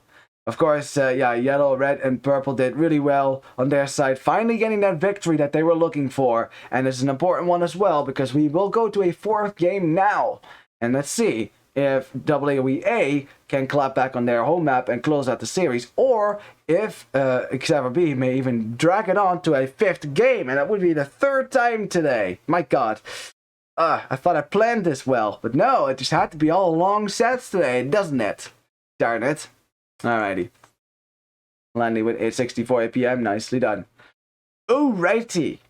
Now, you guys ready for the 4th game between XEVER-B and AAOE-A? Let's have a look at the civilizations and, of course, at the maps the map that AAOE-A has picked. Because I can't show you the draft, so we're gonna have to find out firsthand by going into this game. You guys ready? Let's go. It will be Dry River. All right. Yet another game that may be the decider on Dry River. Let's go. And load. Perfect. Alrighty then. Welcome to Dry River. And Dry River is a funky map indeed. I kind of like it. It's kind of cool. Has a lot of food in the middle that's worth fighting over. You see that? 420,000 food. Lots of it. Right. So we have a little bit of las posiciones son random. Sí, las posiciones son random. Very good. Yeah, so what Red is saying here basically is that, wait, but we thought we picked some civilizations, right? We put Persians in the middle, right, as yellow, and then purple on the side, Byzantines, and then we have a nice pocket with flanks. yeah, on Dry River, for some reason, team position doesn't work. Positions are random. Therefore, this may very well happen. That's very unfortunate for XEVER, who now have two flank civs next to each other, Bohemians and Byzantines, and the pocket civ is in the corner.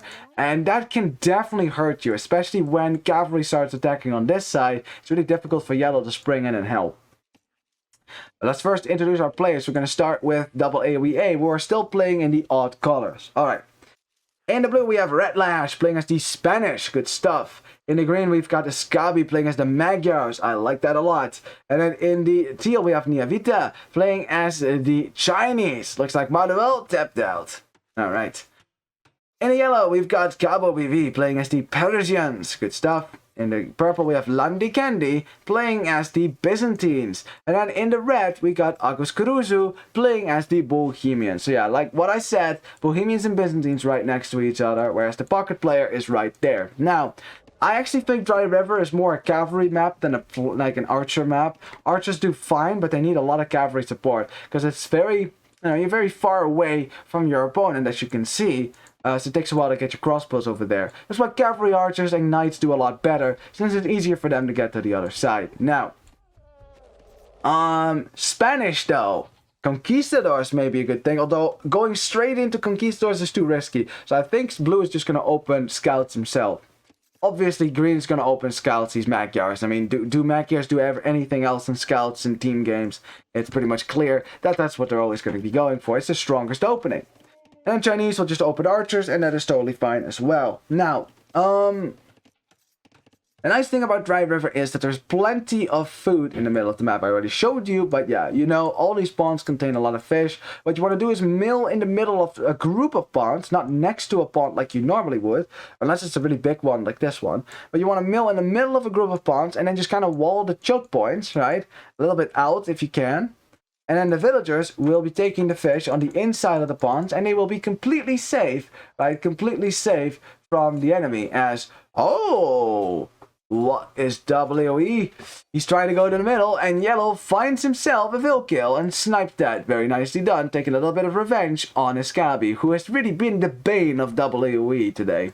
I mean, of XEVER today. Freaking Scabi. He's not even a AAOE player. He's from Clan Sigma. I may have joined the team then. Well, I mean, he definitely deserves to be in the team. He's definitely playing right on the same level as everyone else. So, you know, a new argument there. Blue got loom, so blue's fine. Blue already has the fish up as well. Now, of course, you don't want to give your opponent the fish on this map. You don't just want to let them fish, and while you get pushed off a fish yourself. So, expect players to try to go aggressive and feudalates. Now, you don't have to do that. You can also wall up, go Castellate with that fish, and then try to reclaim the fish with Castellate's military, because it's likely you'll get pushed off of your fish in the feudal age, right? But that backfires often, right?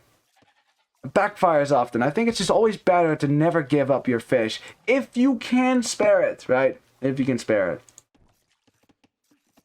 Alright, so, I mean, I'm expecting a lot of feudal age play here from AAOE-A. Probably also from XEVER, although red is a little bit behind here. Doesn't have a whole lot of villagers on fish. So, I'm not sure how familiar XEVER is with this map. The fact that they had to ask about the random positions makes me think that they probably haven't played this map a whole lot. Yeah, that's what you get. You know, Category A, they only play Atacama, Colosseum, and Chaos Pit, so they just don't know any of the other maps, never bothered to practice them, I bet. You know, they're like, we'll never have to play on those boom maps, that's for the noobs down in the other categories. Well, guess what? Those noobs, you guys, you're gonna have to play on Dry River as well now. Haha! Yeah. Nah, I'm just joking around, of course. You know, I think at the Category A level, even if you don't know the map, you should be able to handle that and be able to survive that, you know. Would help. Green trying to entice Red to stop building his barracks, but Red's not having it. These villagers are just going to continue building, you know, undisturbed.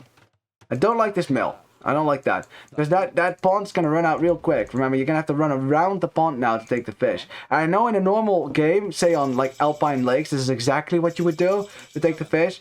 But on Dry River, it's much better just put your mill right there, wall it in, and then your vills are safe, right? And you don't have to worry about that. Kind of like...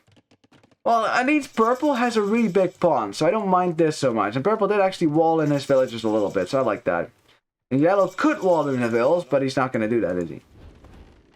Alright, now, and Yellow is also getting, oh, look at that. He's getting the farm upgrade, so he's getting to make some farms now. Yeah, I see a lot of players, teams, who play this map without a single farm. They'll just go for the fish, keep, you know, moving from fish spawn to fish spawn, and that way they will get all their military out. Especially in Castle Age, just drop a few TCs in the middle, and no one will be able to stop your villagers from gathering food there.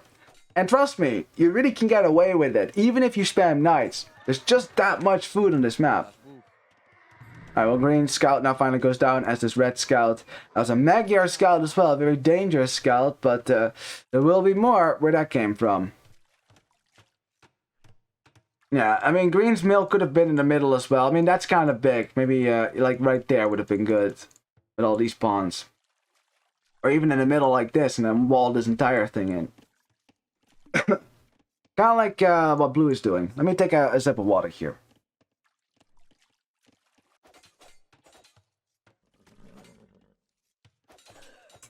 Alrighty. Gotta stay hydrated, of course. Blue trying to kill a villager here for red. Did he kill a vill? Yes, at least one. But wasn't able to kill another one because there was a spearman there.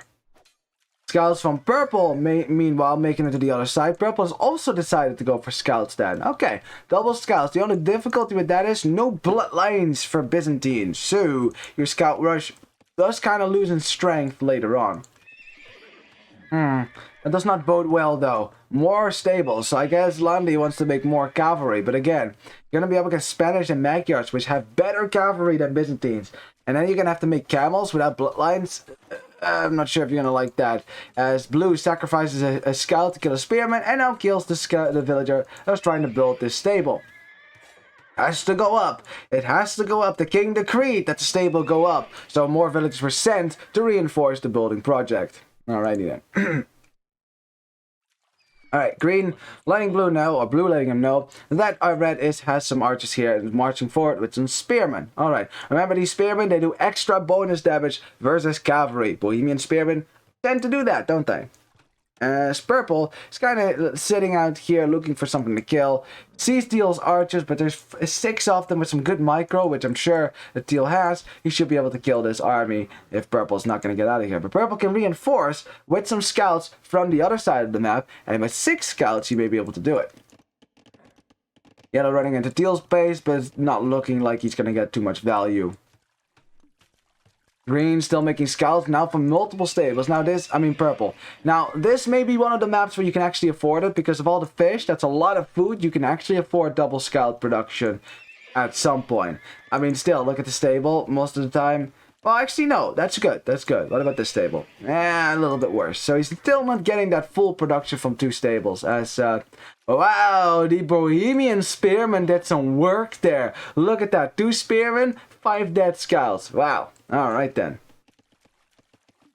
Yeah. Of course, the Spanish player is getting his walls up as well. And, wow, beautiful mining camp for him. Look at that. I've never seen that. Where the gold and the stone is right next to one another. And he is on stone as well. I'm not sure if that was a mistake or not. That may have been the villager just going to stone even though it wasn't supposed to. So, you know, when you build a mining camp, it just kind of picks a side. As IS Purple, who has been shadowing this army for Teal for quite a while now, has finally decided, alright, let's bounce on this. And Teal's armies are going to get cleared up. They're even getting chased by an alligator at the same time. And the alligator one's in as well. Purple, let the alligator get a kill as well. Aww. He's not happy about that. And so he's very, very mad about this. Oh boy. Now they pissed off the alligators now. And there's a lot of them on this map, so you definitely don't want to piss off the Alligator King. Alright, well, blue is now dropping a tower on on his fish. This is a good way to stay on water and not get pushed off of your fish, right? That makes sense, because you don't want that to happen. And red now will have to find something else to raid.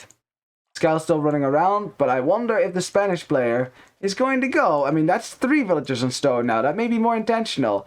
I think the Spanish player will definitely want to go up to the next stage and get himself some conquistadores. As some more Byzantine spearmen, which of course are cheaper, taking out some scouts here from blue and green, as blue and green are looking for a way in.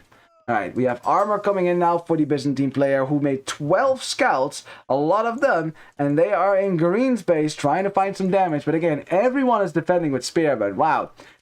Wow, that's a lot of spearmen, actually. Well, I mean, I guess there's a game today that proved that if you don't do that, you may come to regret that. Let's leave it at that. Red managing the wall of his base as well, so the scout army from blue and green can't get in. In the meantime, the archers for red are in the back of green's base, and green is not too happy, too pleased about that indeed, as purple is there with scouts as well, which means he couldn't even make skirmishers. Green now abandoning that woodline as he knows that purple and red are probably going to try to invade that, and the gold is right there. Hope you have a tower still to drop, because the archers be coming. And there they are. Oswald's just in time to drive this army back, as purple is going to send in his scouts, but there's a lot of spearmen there, so purple can't take a fight right there. Right now, a lead for XEVER. If you look at the score lead, you have 100 more score. They're also, yellow's on the way to Castle Age, purple's on the way to Castle Age, but so is the entire AAOE-A team. With green taking the lead there, as...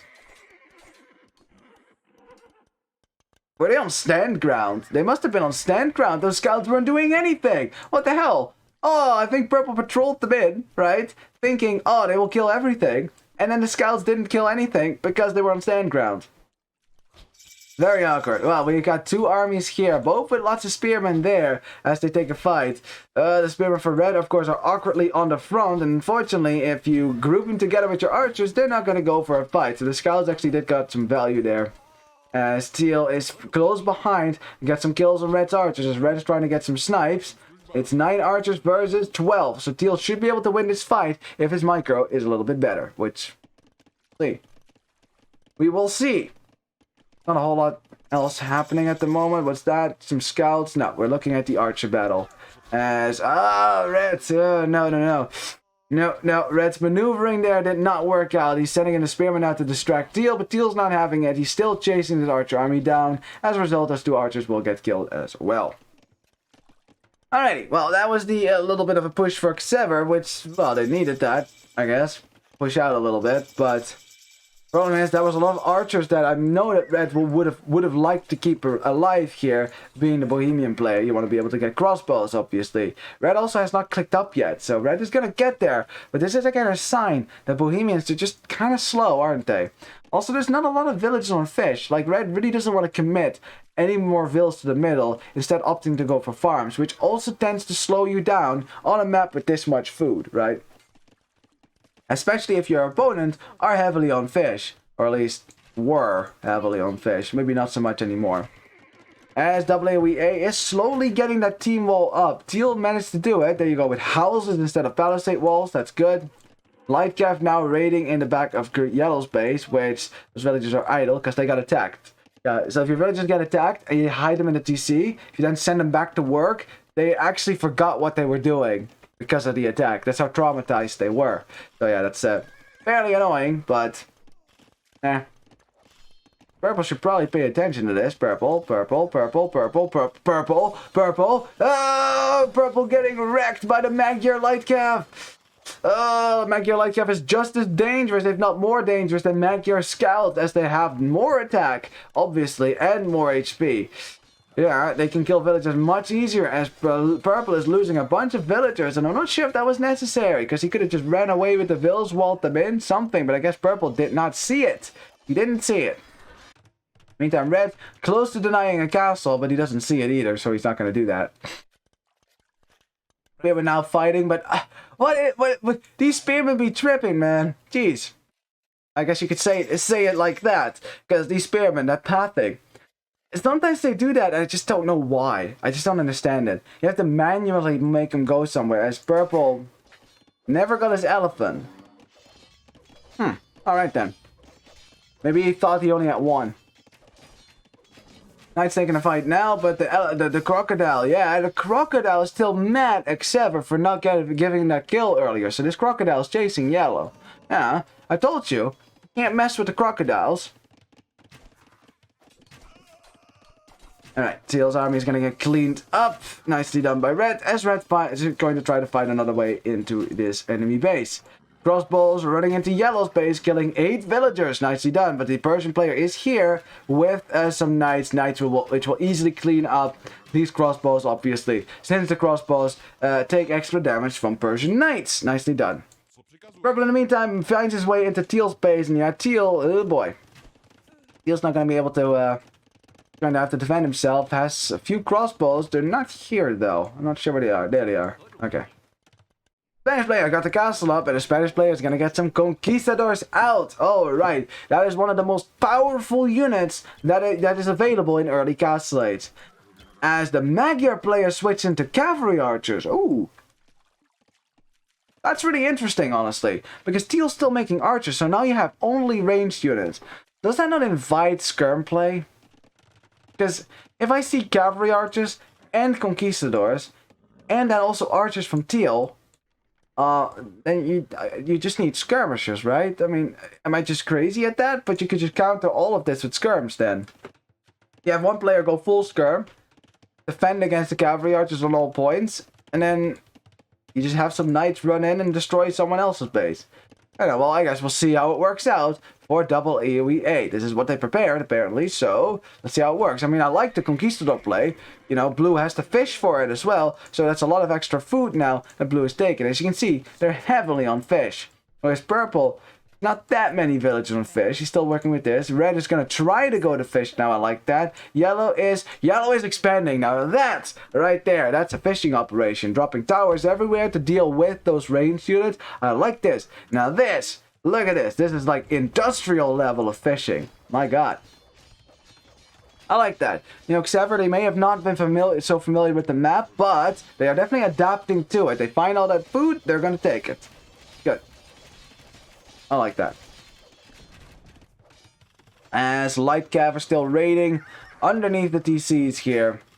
Yeah, there's not a whole lot of Light Cav, and of course, without the Bloodlines, they die quite quickly.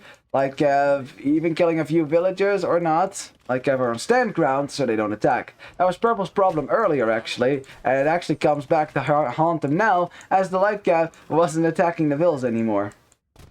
Here come the Conquistadors, though, and this is what I mean. At this point, those walls around your fish are not going to save you anymore, as Blue is starting to ramp up some villager kills.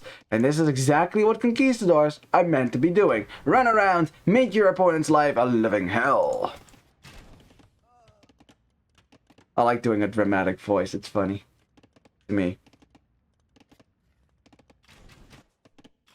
Alright, well, green running into, yellow running into green's base, and green, yeah, has to chase that. I mean, that's kind of what the cavalry archers kind of has to do sometime. They're going to have to just chase your opponent's units, and yellow's never going to let his knights be caught. Yellow also has husbandry, which green does not have yet. No, because otherwise the cavalry archers will be faster. They are the faster unit after all. As Teal manages to get the walls up on the other side to stop Yellow from breaking in, but then of course Yellow will just get that house right down. And right now Teal is definitely suffering what it means when your team is not making knights. And why green decided to go for cavalry archers, I don't understand. I would have just stuck with knights there. Then you have one crossbow player, one conquistador player, and one knight player. Isn't that perfect? I think that's a great balance, right? And you got some of everything. Because once your opponent just starts streaming in knights everywhere, it's really difficult for cavalry archers to deal with that. You can't split those up, right? You have to keep them together, just like crossbows, to take out small groups of knights, whereas yellow can just split them up and kill everything everywhere. But looking at the vill counts now, it's 233 versus 220 in favor for double AOE-A. They have less military though. Right now, XEVER-B still outproducing, making more crossbows, and oh yeah, there you go. Look at that, elite skirmisher now from the Byzantine player. The Byzantine player was already felt like, I don't really know what to do now. I don't have bloodlines on my knights. I don't want to go knights. That doesn't work. Give me something to do. Can I just go for Arbalest? And then, you know, they saw all the ranged units from the opponents and they were like, hey, I can make cheap skirmishers. That would be nice. And indeed, though those skirmishers will die to cavalry, ain't none of that on the field right now. Although they will die, they will not be able to kill any villagers. Well, whoops, that is what you have your teammates for. If, of course, Red's army stays alive, and Red, yeah, crossbows, Bohemian crossbows with chemistry, that extra attack, definitely helping a lot, as a lot of cavalry archers are going to get absolutely clobbered here.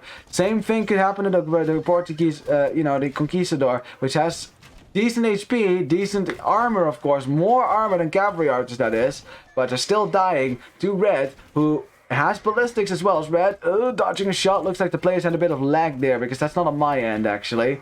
Oh, what a bad time we got lag as well, as Red is going to get cleaned up now. Oh, Mangonel really helping as well. 6 kills on that, and weakening a lot of crossbows. Yeah, that army count was more in favor for XEVER just a second ago. Not anymore. It favors AAOE-B, AAOE-A now. Alright, well, purple is mostly keeping those skirmishes defensively. Again, offensively, that doesn't really make a whole lot of sense. The thing is, though, I think skirmisher would have been very handy to have in that fight that just happened there. As we have Imperial 8s come in for the Spanish player, who has, wow, 116 villagers as well.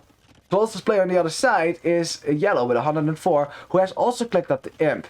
Red is also on the way to Imperial Age as well, being Bohemians. That just leaves the Imperial, well, that just leaves the Byzantine player with the lowest boom so far, with just 70 villagers. On the other side, Green, also not on the way to Imperial Age, only has 76 villagers as well. But I mean, cavalry archers are expensive. I like that both teams are all taking control of the fish. You know, they're not like, oh, okay, at some point, there's enough fish, we'll just go to farms. You don't need farms. You don't need farms if you have this much fish. It's way cheaper. It's 100 wood investment per pond, basically. That's dirt cheap. You know how much food that is per pond as well, right? Like, that's like, just take this pond. 3,000 food for 100 wood, right? That's a bargain. That's a bargain. You know how much wood that costs to get that in farms? Depending on, like, let's see, let's take, let's pretend we have 250 food in the farms, which is kind of a nice castellate farm, right? That would cost us 1, 2, 3, 4, 5, 6, 12 times 60. You do the math there. It's more than 600, 720 wood. There you go. So, is that right? Yeah. Yeah, so instead of, to get that amount of food there, that costs you like 7 times as much wood if you do it with farms, instead of just taking the pond with your fish. There you go, that's what I mean, that's why the fish is so important. Alright, well, XEVER is being pushed back across all the boards now. Now, of course, these skirmishes now can finally come into action, except if blue completely destroys them with a mangonel. Same time, a castle for yellow is not going to go up yet, as green is raiding that with the cavalry archers, just to kill that a little bit further. Mangonel getting closer and closer. Conquistadors, of course, can't really fight this many crossbows. The crossbows can. The Mangonel can as well. That ground, but doesn't get it, so the Mangonel will have to back up here. Red wanted to get a forward castle up, but as long as this army is sitting right there, it's not going to happen. Now, the danger here is the Persian player.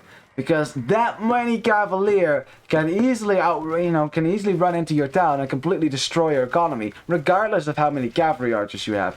This is why it is very risky, right? Very risky to go full ranged units on this map. The Chinese player is making Chukunu right now, which is an awesome unit. No argument there. But as Red, do you really think you can drop that castle? Well, I guess he does, because he does have Arbalest, and blue has only. Now, he does have the upgrades. He has Elite Conquistador, but again, at some point, Conquistadors kind of drop off in strength, don't they? Kind of like, they kind of lose their flair. They're not as strong a unit anymore, because comparatively, all their opponents have gotten stronger. The blue is holding on right now. There's plenty of castles in the middle, as AAOE-A are defending their fort right there. But right now, there's no knight army, right? Imagine having a knight army, a nice army of Magyar knights upgraded to cavalier to completely clubber Red's army right now. Well, that doesn't exist at the moment, so I don't know. I think I would have just liked someone to go for cavalier here, just for the balance, just to deal with stuff like this. The nice meat shield in front, so that your cavalry archers and your conquistadors or your archers can do the real damage from behind. Green managing to get the castle up is going to get some trebuchets out soon, as the Bohemian player will probably as well. 105 villagers for red, 95 for purple, 135 for yellow. Got 103 for teal, we got 99 for green, and 142 for blue. The stage is set for a late Imperial game here. Jesus Christ, the walls are up, stone walls are up, terrain is already up and running as well. Yellow wants to go for a forward castle now to take a lot of space, a lot of fish as well, right behind. And you know that yellow, look at that. Once yellow embraced this map, he is really embracing this map. Now, look at that. Now, this is how you play Dry River. This is how you play Dry River. Alright, some trebuchets now from the Spanish player. They're going to push this castle right back from whence it came.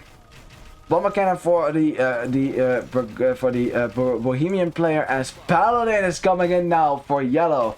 Again, going to be a problem for double AOE-A, I am sure, at some point. You know, they may have a slightly better economy, but they're still behind in military count. And again, who's going to deal with the Paladins here? Who's going to deal with the Paladins here? You need a lot of military range units-wise to kill Paladins. Those Paladins, they are poised to break into Teal's base. Well, I mean, the Teal player could make heavy cavalry, I guess.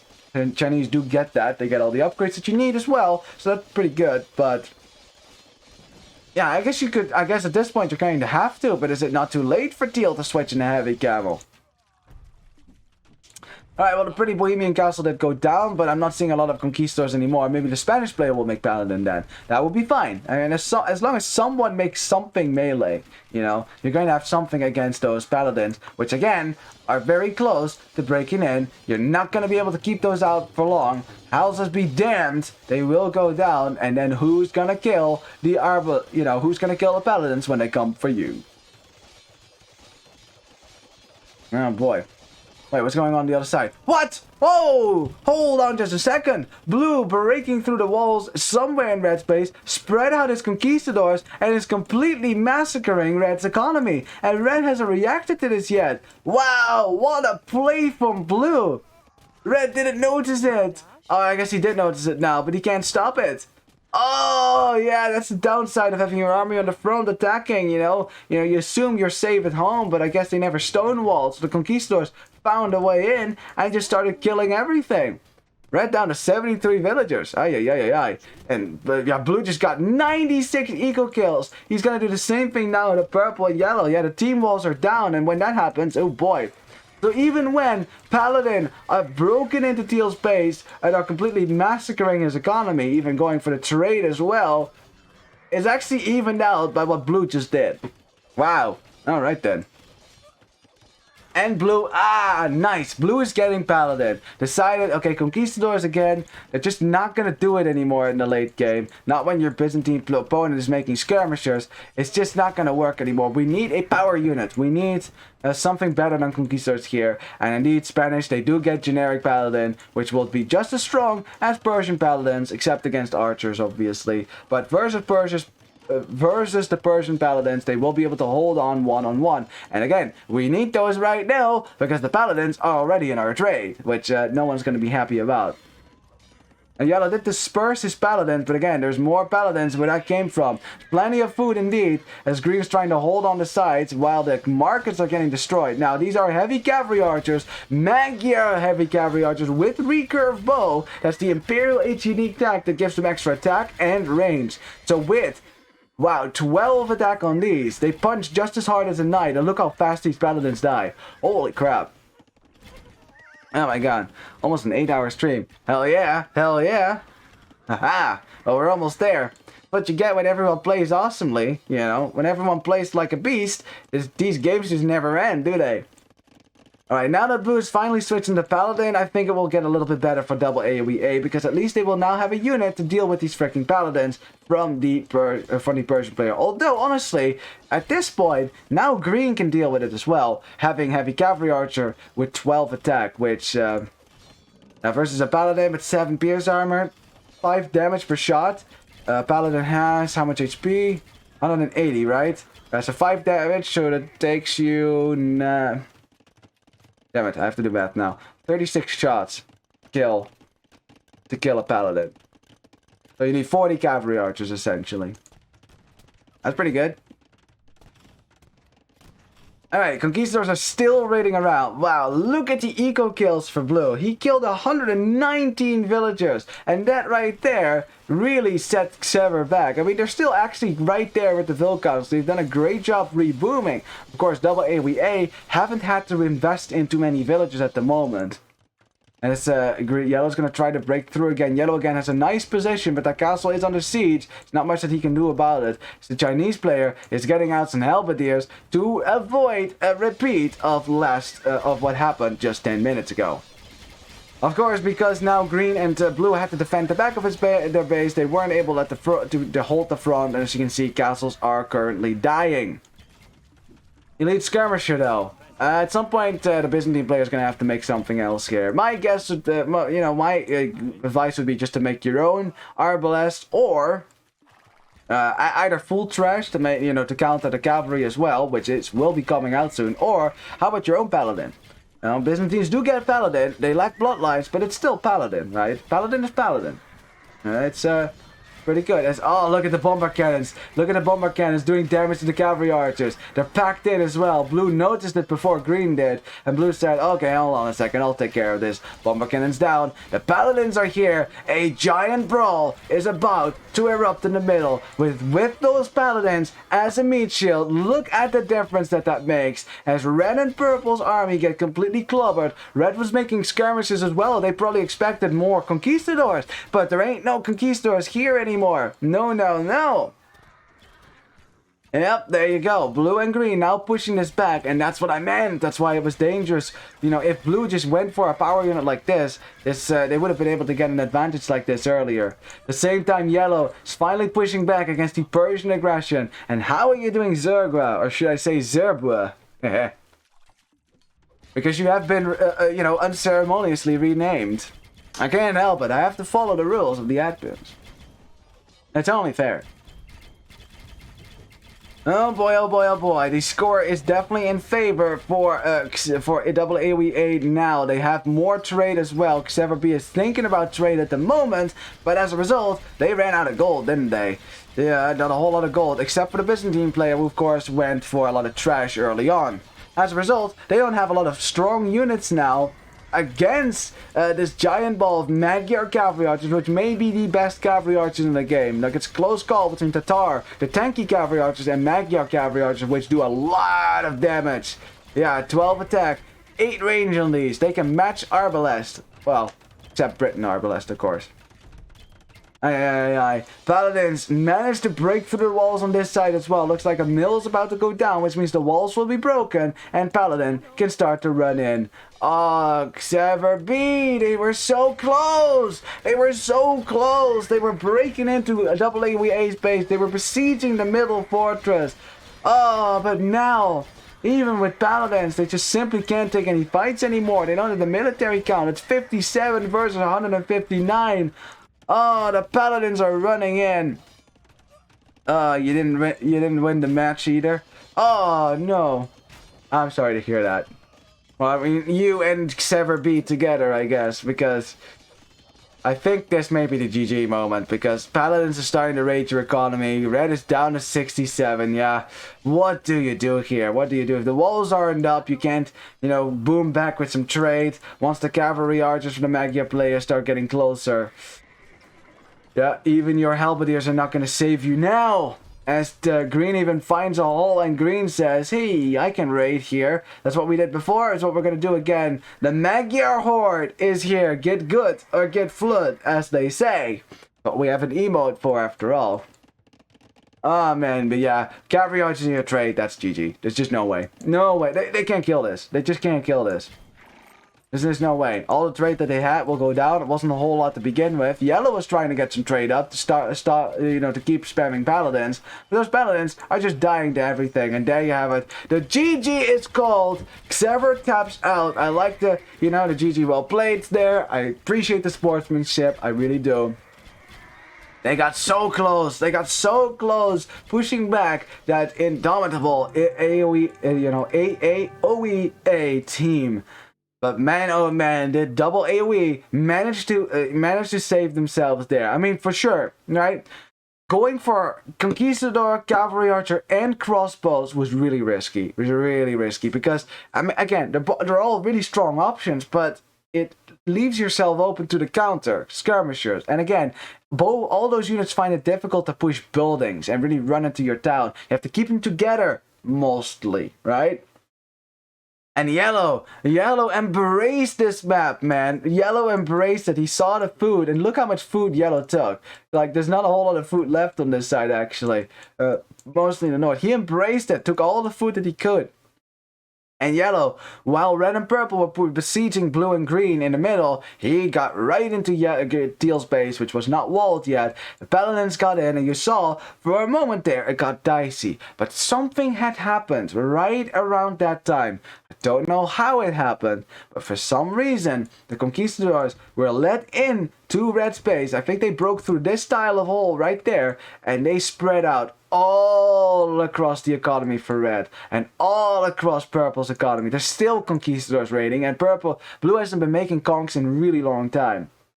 Those Conquistadors killed a lot of units, about 120 Vil kills. It's even worse now, obviously, but that's because of the Paladins. Yeah, that set back Red and Purple a lot. Set them back a lot.